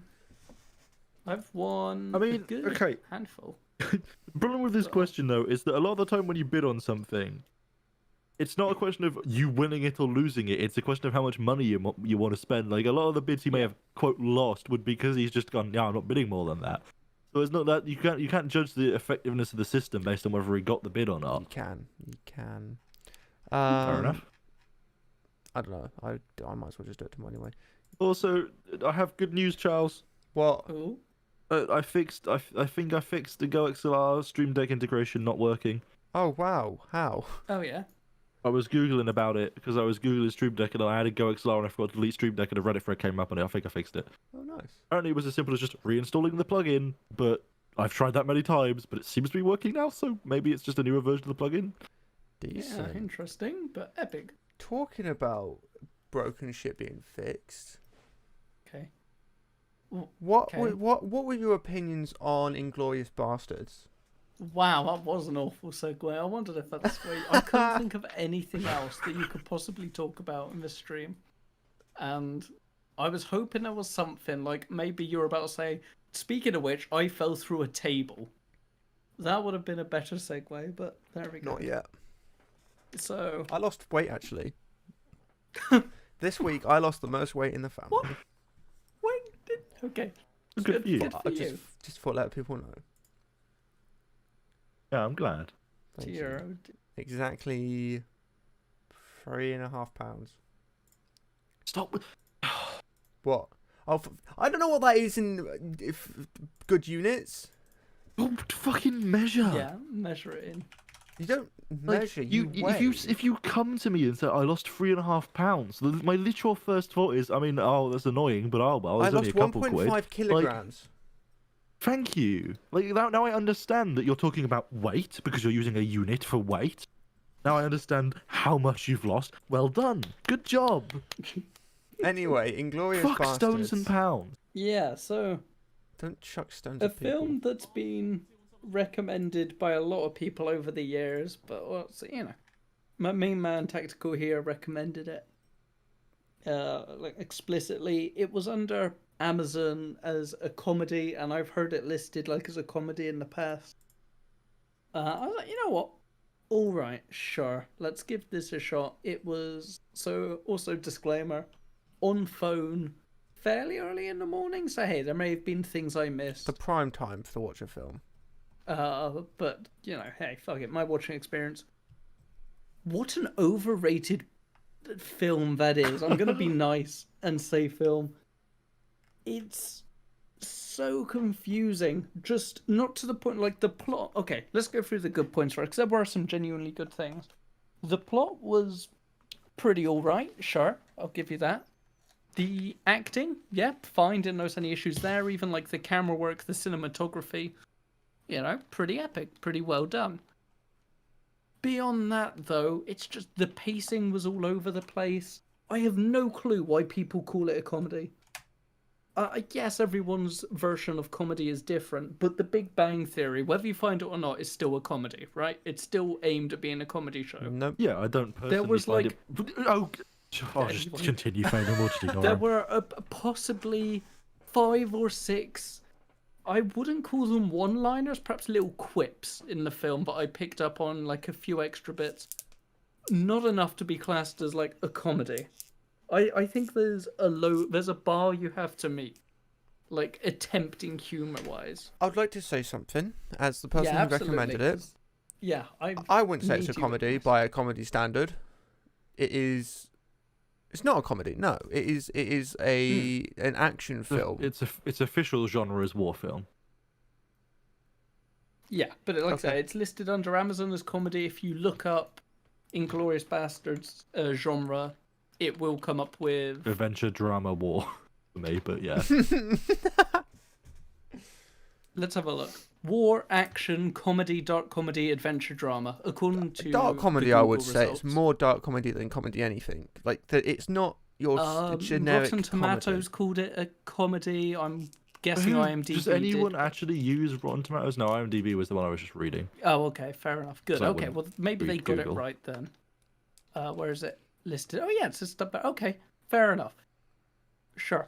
Okay, the pacing then. Let's start with that. I want to All talk over about the this. place. Okay. Yeah, absolutely, all over the place. So it would go from, a fairly standard scene, and then it would slowly escalate to a dramatic conclusion. I'm like, okay, yeah, that's pretty fun. That's pretty epic. That's Okay. that's a good scene right there. I- Then Okay. I'm trying to remember the exact scene though. I was so going to don't say, wanna- could you remember the scene that It was you a complained scene about where most? it went for some reason. Oh, I'm trying to remember. Come on, brain, you can do Do you it. remember any of the characters in it? In that scene? Yes. What? Oh no, I remember in the film. Sorry. I Okay, thought I yeah. wondered The why you were characters asking are that. well written and good story arc. Yeah, I mean, yeah, I was fairly I'm happy trying with to that. Okay, figure well out let's what... go back through the things I do remember. For a man who I've heard Quentin Tarantino obsessed with like little details in his film, right? Yeah. The amount of crap, like, and I'm talking, in my opinion at least, like shit that I noticed, amateur crap, where it's things like, okay, again, without, fuck it, you know what? It's an old not, film. Not a direct spoiler warning. 11 years, just over. Yeah. 11 years old. God, it's 11 years And old. meant to Jesus. be a masterpiece, which is why I'm holding it to such high regard. Okay, because I- it is. And also important to note that a budget of 70 million, like budget's important to talk about when you're like analyzing set design and stuff. I believe I read that the actors who did certain parts in the film were actually sent off to like do some form of training for scalping to make it look more realistic in the film. Okay. That I'm just like, sounds okay. like Tarantino, to be completely honest. Yeah, exactly. That sounds like an awesome Tarantino. It's something I'd hear about Tarantino, his awesome eye for detail.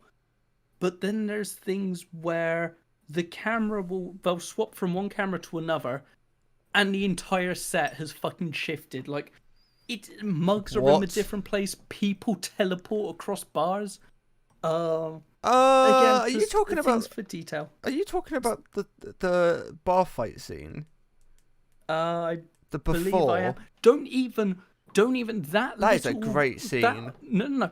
It's great up until the point where everything goes down, and you know how people say superhero movie fight scenes and thriller fight scenes are over edited. Yeah. I want you to watch that for the first time and tell me what the hell happened before the scene ends. I could tell you without even watching it. You couldn't, because okay. I here's what could. we have 20 people all wearing the same uniform. The camera cuts That's called military. about 7 times. Oh, absolutely. But the camera cuts 7 times within the space of 2 seconds. I could. No, During this I fight, genuinely. and you have no clue who's doing what or is Okay, having do what you done to them. vaguely remember the scene?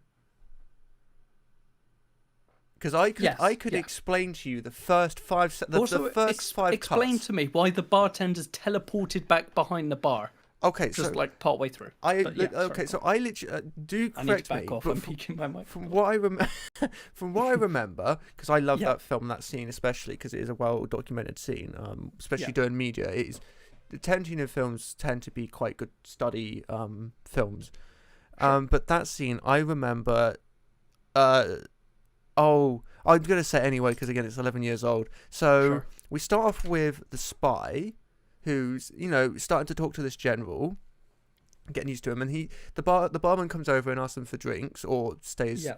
He does come over and asks him for drinks, and he says, "Oh yeah, I would like 3 drinks." Obviously, doing Yes. 3 with his hand in a very British way, which isn't. Yeah, that I just want to say I really like that little detail. Yeah, Like which that's isn't how which that isn't scene said plays out. it isn't explained anywhere. That's just something if you Yes, know it is. it. It's explained in the next scene. Oh yeah, but like I mean, Don't give me that. at It's that- literally explained in the next at scene. the time when that happens, if you know it, cool, Oh, you yeah. know it. It gets explained later, which is what I like.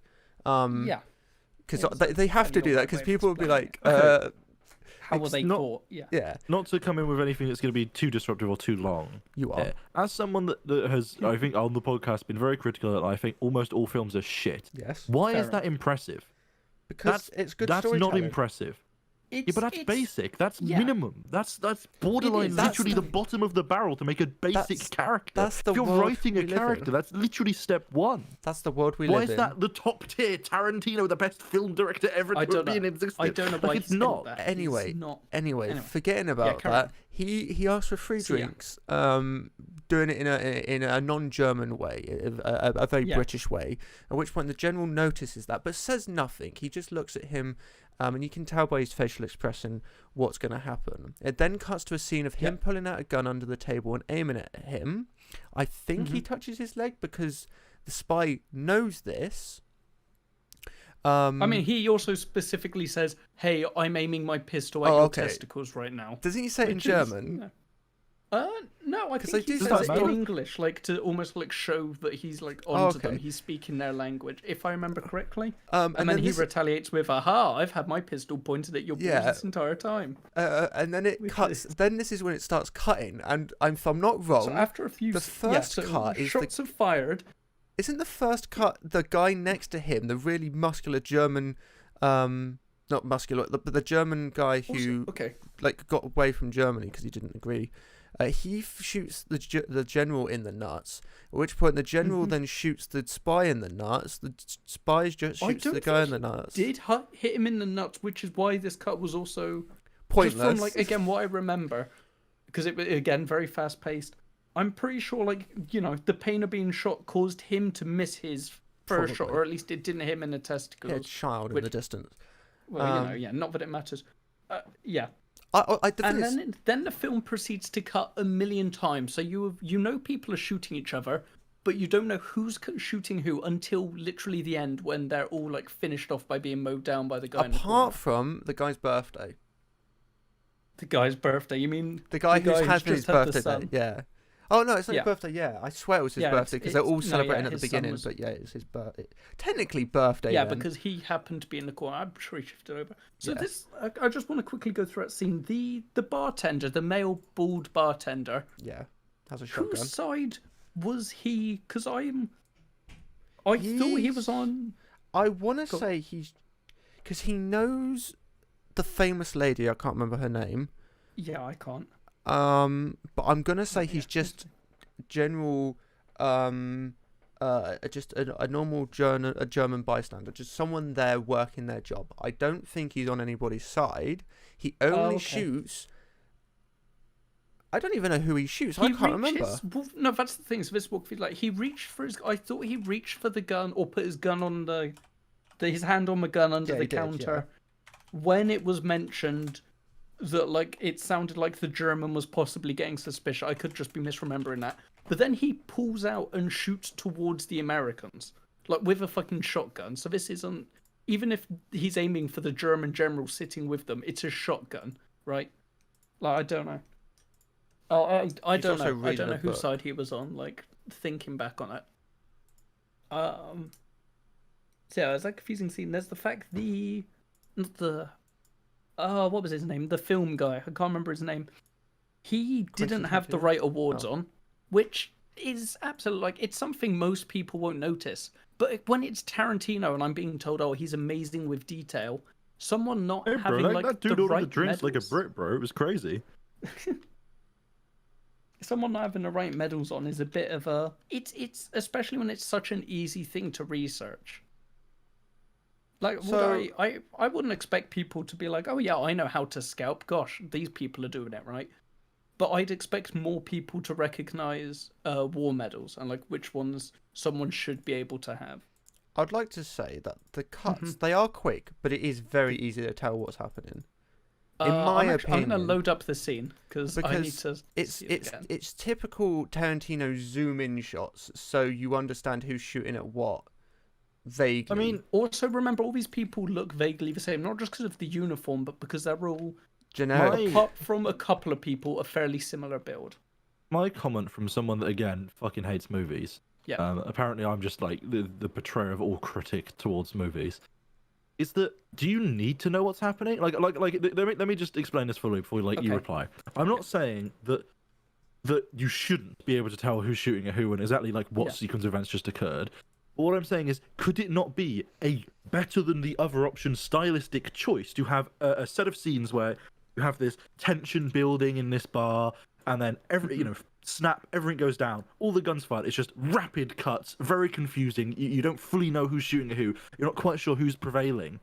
To then end with like a wide pan shot, and you can figure out then could that not just be a stylistic choice? That's what they do.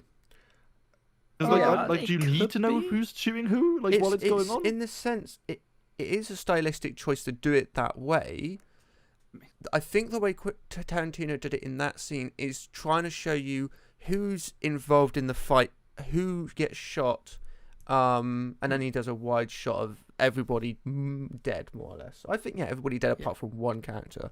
You understand from those shots who gets shot and why they get shot, like by what or by who. But I think it was more of a stylistic choice than anything to just show you there was a huge amount of tension and then just pure chaos for a few seconds, and then again just nothingness. Just it was just a calm scene. Which again, that is I think it's that scene. The best bit about that scene is just the whole character development and the whole bit beforehand than the actual action. I don't think, personally, I would say Tarantino isn't amazing at action scenes. I would say he's much better when it comes to story writing characters. I wouldn't say he's a professional. The story was, I mean, overall the story was okay. It wasn't anything. You are aware that the person from the beginning is the same person as the end. Yeah. The girl, okay. But again, like not to be critical, like everyone can enjoy what media they want, right? Yeah. Like I obviously have absolutely no. I've not watched this movie. I've not watched a review of this movie, and I won't watch this movie. I have no interest. But hearing like you are aware the person from the beginning is the person at the end, it's like, wow, that trope that is not at all original and not at all special that's been done for thousands of years since the Greeks. I'll be honest. Like, when I saw the opening that's not scene, an impressive thing. Like, why are we heralding Tarantino as like, wow, this was a really cool story writing feature and character development feature of this movie? That's not impressive at all. Like, it's not even remotely impressive. I don't think anybody when says I it was saw impressive. the opening scene and she was getting away, one, I don't know why it took him like so long to get out of the house when he knew what was going on. Two, I was really hoping he was going to snipe her down with that pistol. That would have from been that quite distance. amusing. I'd have been so angry. That but actually, it would have that been first hilarious. scene is a good scene as well. Yeah, the first scene was pretty No, decent. the reason I took that, Charles, like someone was saying was impressive, is the way you said, because Phelan said that like he didn't think the overall like story was particularly special necessarily, like not bad, just not like stand out. And you were like, you are aware that this, suggesting that made it like some amazing feat, which like, No, you know, I'm just fair enough, making you sure. can think that. It would have It's just that been I a would complete critique that as, like, non-story no. if it wasn't the same person. To be fair, It's true. it just would have been person doesn't like Nazis to kill, which I mean technically still works. Remembering it now, actually, to be honest, I keep going for my glasses. I'm not wearing my glasses. Something I would say is there are scenes, noticeably when she's in the restaurant, in the cafe, and the movie star comes in. It's like, oh, I'm a hero. Those scenes I feel play out a bit too long. Everything with him I just found boring. Maybe, yeah. Tarantino, like I say, Tarantino has some weird pacing where scenes will either go from like 0 to 1,000 in a second, which can be fine, but other scenes stay at 0 the entire time, and it's. I wish You could say it's stylistic, but there's just like no it reeks of someone who has a million ideas in their head, and they want to do them all without compromising to make them fit together better. Is how I think. would say is how I'd put the that. thing is, the best example I can give you when it comes to Tarantino and stylization is, I don't know if you've ever seen Django Unchained. No, I've not. But there's a scene in that near the end. It's not a spoiler because it's seen everywhere on the internet now. Where he shoots a lady like in a doorway, and she flies back in the complete wrong direction at about 50 miles an hour. Oh, Like that's it's awesome. completely. I'm I'm not gonna get the seeing scene. It's completely not realistic, but it's Okay. done for a stylistic reason because it's. I think he did it because it's funny. Not like in a comedy sense, but just because it's, you see that and you go, that doesn't make sense, but it's quite amusing. Could I just ask Phelan and Charles that I'm not going to give plot spoilers for anyone listening in or for you two towards the TV series Mr. Robot, but I am going to be giving spoilers about some of the directing choices they made in 2 episodes. It will give 0 things about the plot, and you would not pick up on these things until you were watching the episodes anyway, which you would know immediately within like 5 minutes of watching the episode. Sure. But I have said before on this podcast, I think a lot of movies would be better as have a very as TV series that have a very defined start and finish. Here's the reason. I think TV series that do that, and I'm speaking more of an online modern style idea of a TV series, right? Where you're looking at like 40 to an hour long episodes, such as Mr. Robot, have this great feature where they take something like Sam Esmail's envision for Mr. Robot was originally meant to be a movie, but very quickly realized that the complexity and depth of the characters and story he wants to tell was just not. The movie would be like 20 hours long. Like you could not do it as a movie. So it was done as a TV series. And that worked out great because it allows you to explore the characters more. It allows you to do like episodes that focus on a specific character. All of those features that you can get from a storytelling perspective in a TV series. Yeah. I think you have that extra advantage. And one of the things Phelan says there is that like he feels that one of those directors where he wants to do like a specific thing without compromising on other stuff, right? Yeah. And that creates this sort of problem where it just ends up being a bit messy in places or it doesn't work out because that's just not going to happen. A good example I think to counter that is, for example, in Sam Esmail's Mr. Robot, there is an episode where no character speaks, like at any point. Well, that's not true. Technically, there's an opening sentence that says that basically is an introductory nod to no one's going to speak this episode, and an ending sentence that ends with like we can now talk, and it is stellar. It is like an hour of complete silence, other than not complete silence, but complete dialogue silence, right? All character development and communication is done through hand signals, facial expressions, body language. It is a great episode. Another episode of Mr. Robot is a one shot. It is a one shot take. It's not actually a one shot take because most one shot takes actually aren't anymore, right? But it is done in a style of one shot. And again, it's great because that entire one shot thing isn't even just focused on one person and it's following them around. It isn't focused on one thing. It's focused on one plot point. And they do this whole thing where in one shot they show all of the different characters that you've built up over, multiple seasons at this point, and learn loads of different things about their complexities and their relationships and what they value. And you get to see them interacting in this culmination of a big story event, a big beat in the plot in this one shot take. And that is why I think that movies like this should be TV series, because if you want to do a particular stylistic thing, you just make an episode for that stylistic thing, right?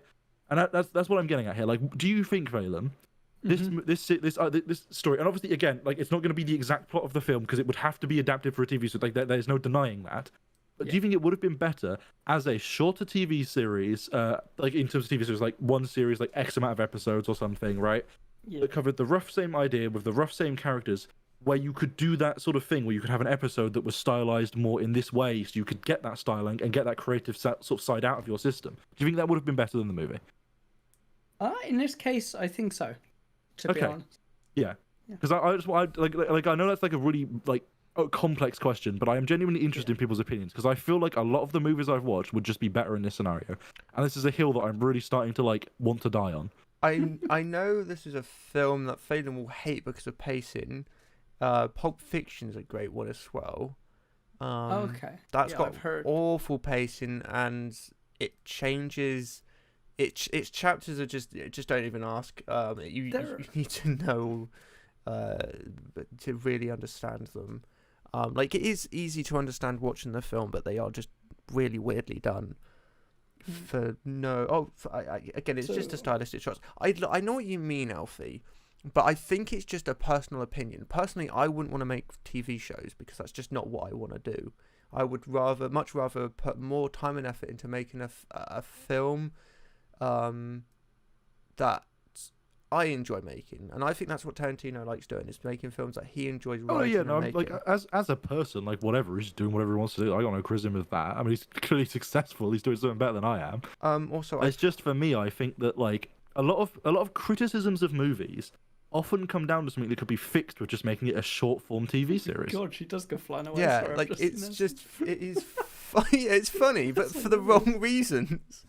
Like, it's just a stylistic choice that is just amusing. Like, he probably got he would have had a stunt DP there. He would have had a VFX DP there. Loads of people saying, "Well, this isn't realistic. This isn't right." He just goes, "Fuck it, it's funny."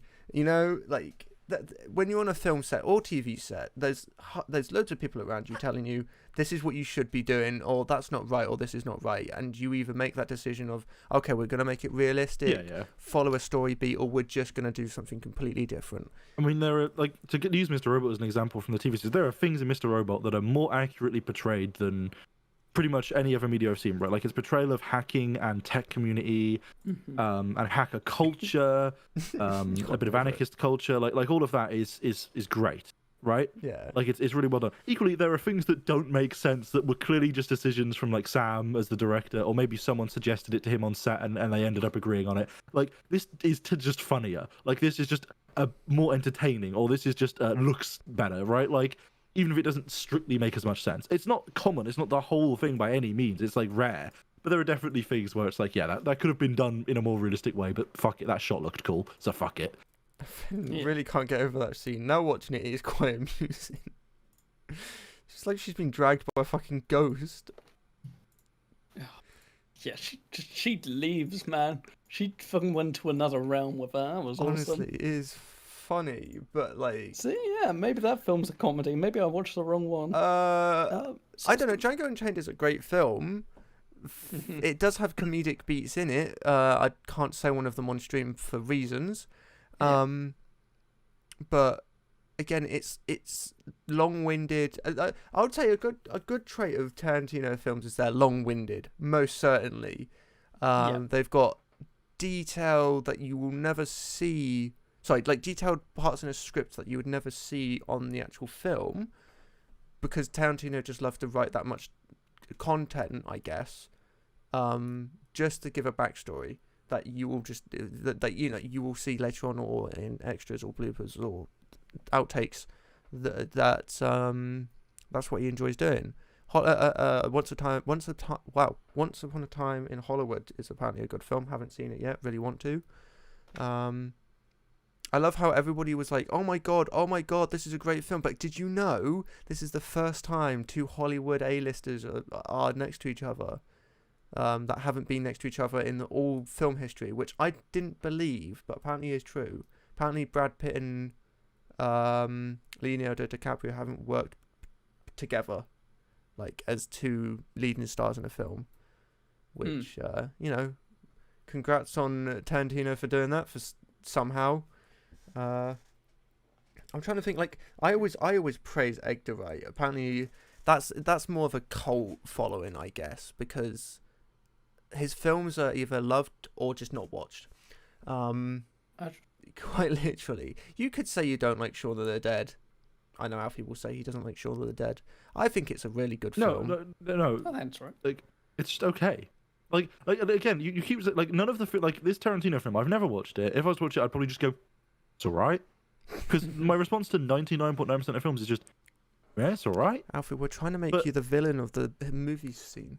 But everyone watches a Tarantino film and goes, oh my god, this man, Yes, this beautiful being has crafted what I went art into beyond it any expecting. conception. And it's like, but it just isn't. It isn't even like there are YouTube fucking scripted series made by 13-year-olds that have better story development than this fucking movie, apparently.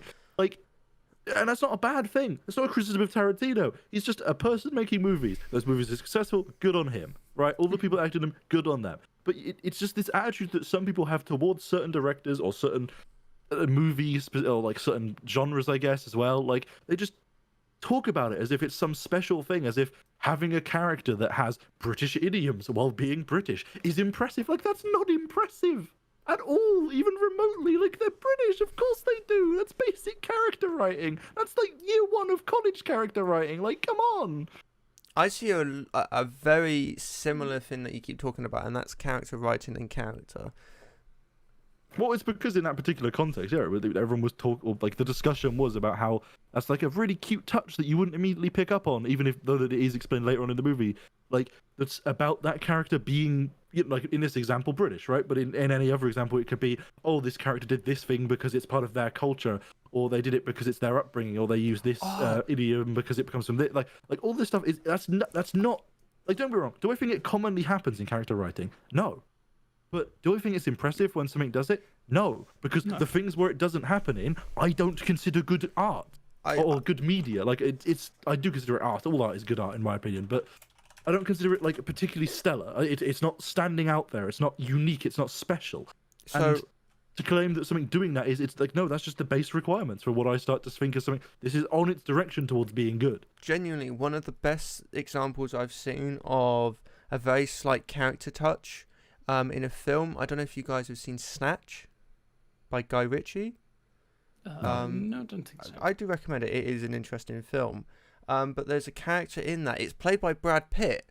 And the really, really nice thing they did, which you don't ever notice until you watch it, is the fact that he tries his very best to do an Irish accent. And it just doesn't work. He tries to be...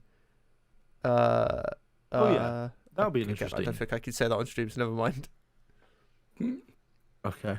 That'd be an interesting comment. What's your opinions on actors doing something, right, for the betterment of character development, or to make the characters more in depth, or to add a detail to them that's, you know, special, like we're talking about with these characters, even if the actors technically aren't great at it, and it slightly immersion breaks. So, for example, I'm going to have to do this in a non-spoilery way. I have been watching some media recently, right? And in that media, a specific group of people have an accent, right? The language they speak is based on a real-life language, but it is partly fictional. And they have an accent. Now, based on where they are, all of the people that speak in that and are in this group change slightly the accent that they do. Because it's a cultural thing. Part of the culture, part of the character development in this case is that people in this community have a slightly heavier accent in this location, a slightly weaker accent, and a slightly more tangy one here. And all of the characters will change their accent when speaking to the other people, because it's part of a culture of like making both parties feel more comfortable with each other, right? Like, it's just how that interaction works in the culture, in this lore.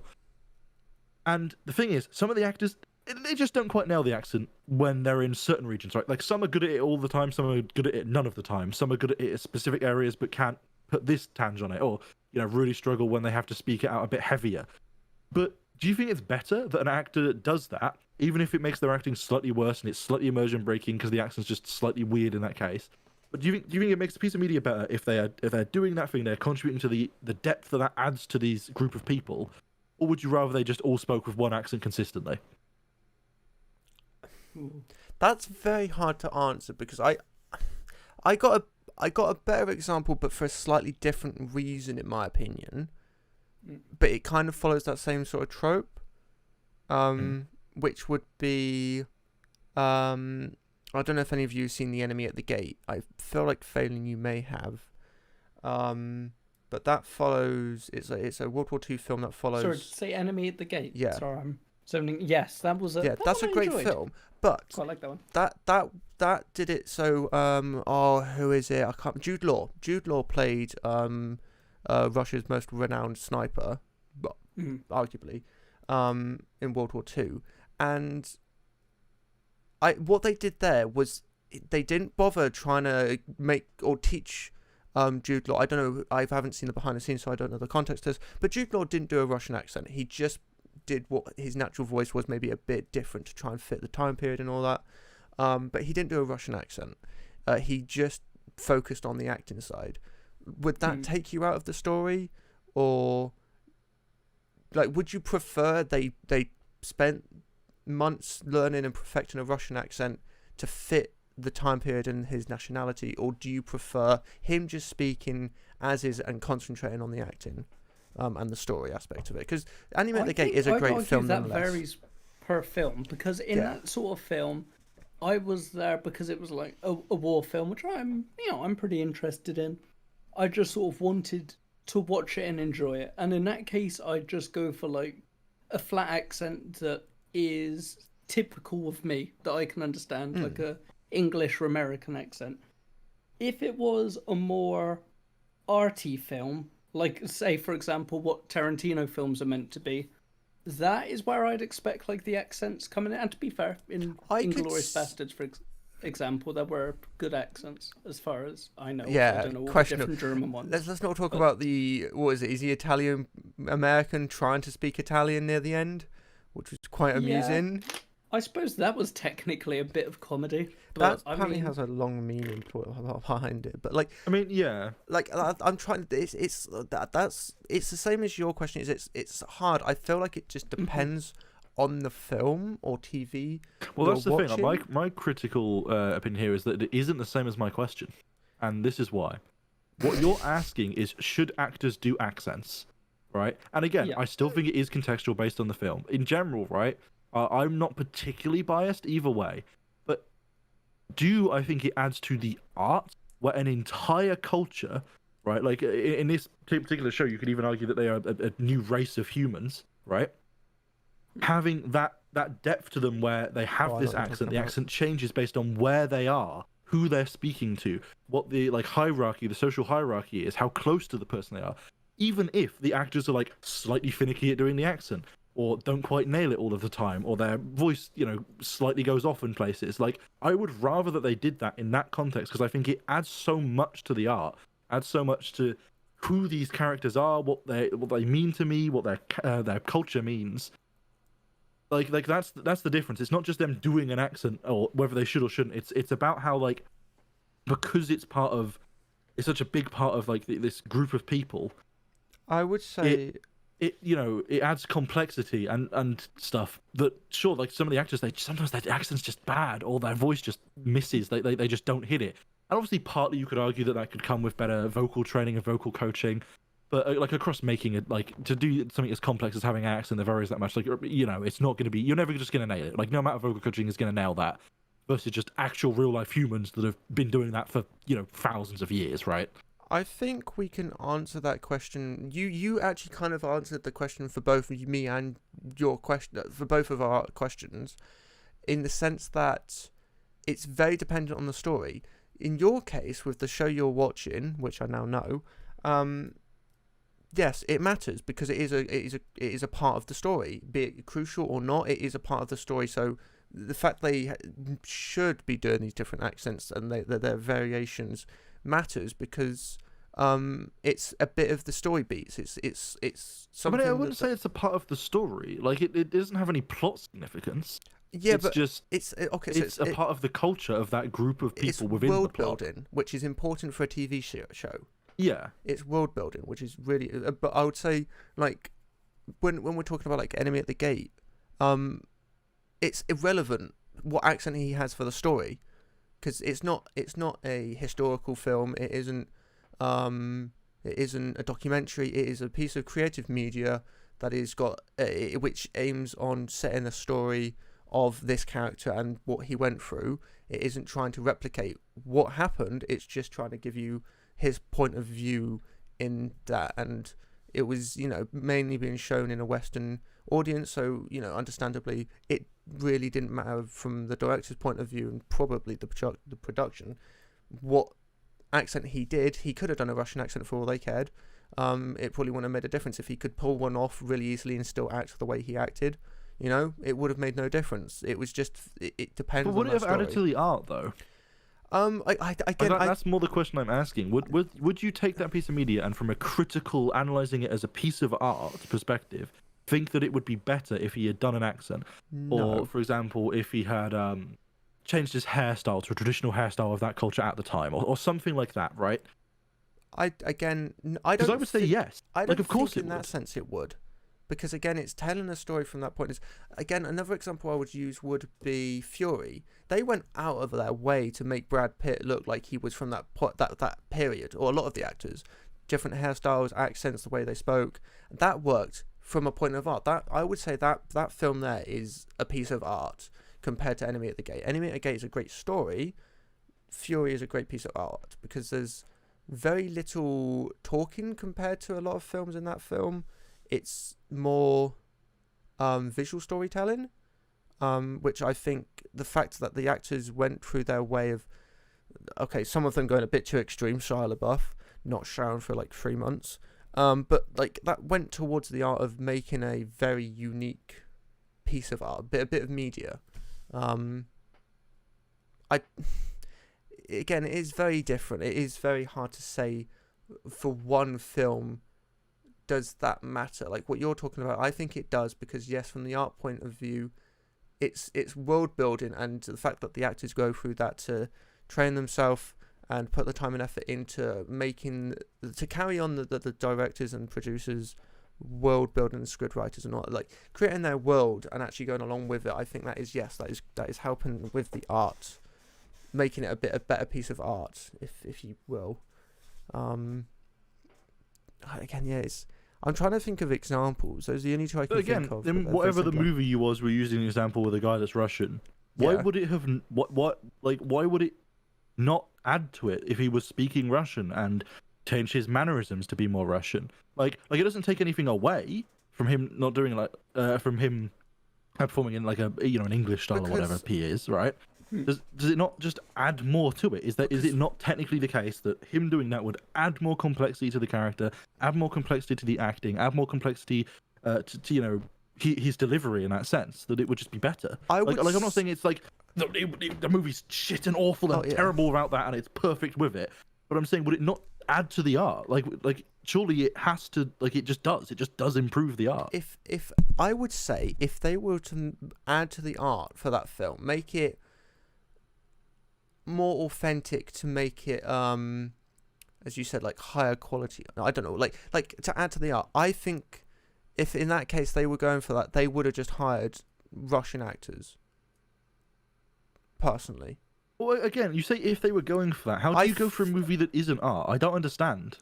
Oh, because not all films are art, in my opinion. Look at Marvel films; they're not art; they're just bits of fun. Yeah, they are. They're fun. No, I wouldn't say it's not art that I necessarily personally find particularly like amazing. I think they're generally overhyped, but it's a culmination of a lot of people's work in story, in character, in CGI, in graphics, in VFX. Right, That's creating a piece of work. That's art. I'm going to do what you do sometimes on the stream. What? I'm going to look up the definition of art. Oh god. The expression or application If you're of human okay, creative like skill and I'm actually imagination. impressed that you think that like a Marvel movie wouldn't meet the definition of art. I know, because I personally don't think. I wouldn't say, because again, this is going to what I find interesting. I would say what Edgar Wright does is art. I wouldn't say what the Russo brothers do, Marvel-wise, is art. I would say that's entertainment. I would say it's just different styles of art. I would say it's entertainment. Yeah, but okay, for example, right? If you go back thousands of years to when like painting was like one of the pretty much like the biggest way to create a piece of art, right? And someone creates like a very nice what's a good example? Just like a standard like portrait, right? Like it's just, I mean, you can look at that and be like, yeah, like that's art, right? Yeah. We can all agree. How is that different conceptually to someone creating a meme today? They're both art. One is designed more to make you laugh, but they're still art. Yeah, okay. And when I say like creating a meme, I don't necessarily mean someone just like recreating a template. I mean like the person that conceptualizes the template in the first place and pieces it together and designs it and that side of it. Maybe we'll have to talk about this next week, because Damn. But I'm just it genuinely blows my mind that you can consider some movies not art. yeah, Like, don't get me wrong, if you ask me like, is a Marvel movie the absolute, most impressive piece of art that's ever been created? Like, no, it's fucking awful in comparison to 99.9% of other pieces of art. But it's still art. It's just art for a different purpose. It's art that's created by a bunch of people, designed and written and constructed and pieced together with the intention of mostly just being mediocre entertainment. It's not art in trying to be something specific or unique, or to do something new, or to have its own specific style. But it's still art. Like it's like saying that like a current popular pop song isn't art because it's a pop song and it's just made to sell on the chart. It's still art. Like, is it as creative as some of the more out there genres of metal? No, not necessarily. But it's not meant to be. It's meant to be widely acceptable. that's fair. No, definitely, we could definitely go dive. I feel like this is just becoming a movie podcast. The more and more we make it now. Yeah, I feel like I'm going to become like such a long-term antagonist of just not like never ever liking movies. This is working well, but it's come up to 2 hours. So yeah, I would like to start rolling it down a bit. Slash ending it. Just yeah. No, that was definitely good. It was an interesting talk, most certainly. I don't know what we started with, genuinely. Yogscast. No, we started with Yogscast, didn't we? We're supposed to be a fucking weird podcast. YouTube. No, that's not being weird. It's just, this is the most sane podcast we've done, because we started with YouTube, went to Yogscast, then we went to films, all quite relatively in a similar sort of subject. We've had weirder ones in the past, most definitely. This has probably been the most normal one when it comes to sticking to a subject and just... I wouldn't say the most. I definitely wouldn't say it was just sticking to a subject, but Yeah. Yeah, whatever. At least this is going to be uploaded on YouTube straight away. Everybody got duplicated then. But no, it's been good. Anything anybody would like to say before we finish up? Give me money at twitch.tv/tacticaltv. Okay. Sure. I will just say, Quentin Tarantino, if you're listening, good job. You make some movies that make money. Yeah, we can't the thing is, as much as we say that, he's living. They're living a very comfortable life right now. So Oh, that's why I saw what people mean when they say about his weird foot fetish. Yeah, he has. Oh, a he foot does have fetish. a. Is he the foot fetish guy? Yeah, Okay, yeah. yeah. That makes a lot more sense now. Okay, yeah, he seems like someone that's just been like well off enough and rich to just like blow all his money making foot fetish films. It all makes sense. Yeah. Yeah. The feet in the movie you were talking about. Yeah, The the Nazi feet in one. all the films. Oh my Oh god. man, yeah, there were feet in this one. In Oh, the one okay. in that's not a spoiler. In the one that we were talking about, there's quite literally a leg cast that is quite prominent in the last quarter of the film. So yeah. Also, never mind. That's a different. I can't spoil the film. Anyway, thank you very much, you two, as always. Shout out to Quentin Tarantino. That's my comment. Just fuck Okay. it. I'm on his side now. I wouldn't fuck feet, but okay. No, I really appreciate that. But no, thank you very much, you two, as always. It's always fun pretending to argue against you and pretending to be against you. Yeah, all right, but point out when you were pretending. Point out when I was goddamn pretending. That film, like, I didn't even get through my goddamn points because we went off topic, and then Charlie's like, "Oh, we stayed on topic." Right. Okay. Did Yeah. you just I'm gonna punt see you your? all Is that next why week. you've got like And it'll be a broken lovely keys? time. Hey guys. Right. Yes. As always, have a good evening, good day, good night, or good morning. Thanks for the outro, you wonderful human being, and we'll see you in the next game. No, next. I've messed that next up game. Every time. every time. What's the outro? You do the outro. Thanks. Bye. In Thrust we trust.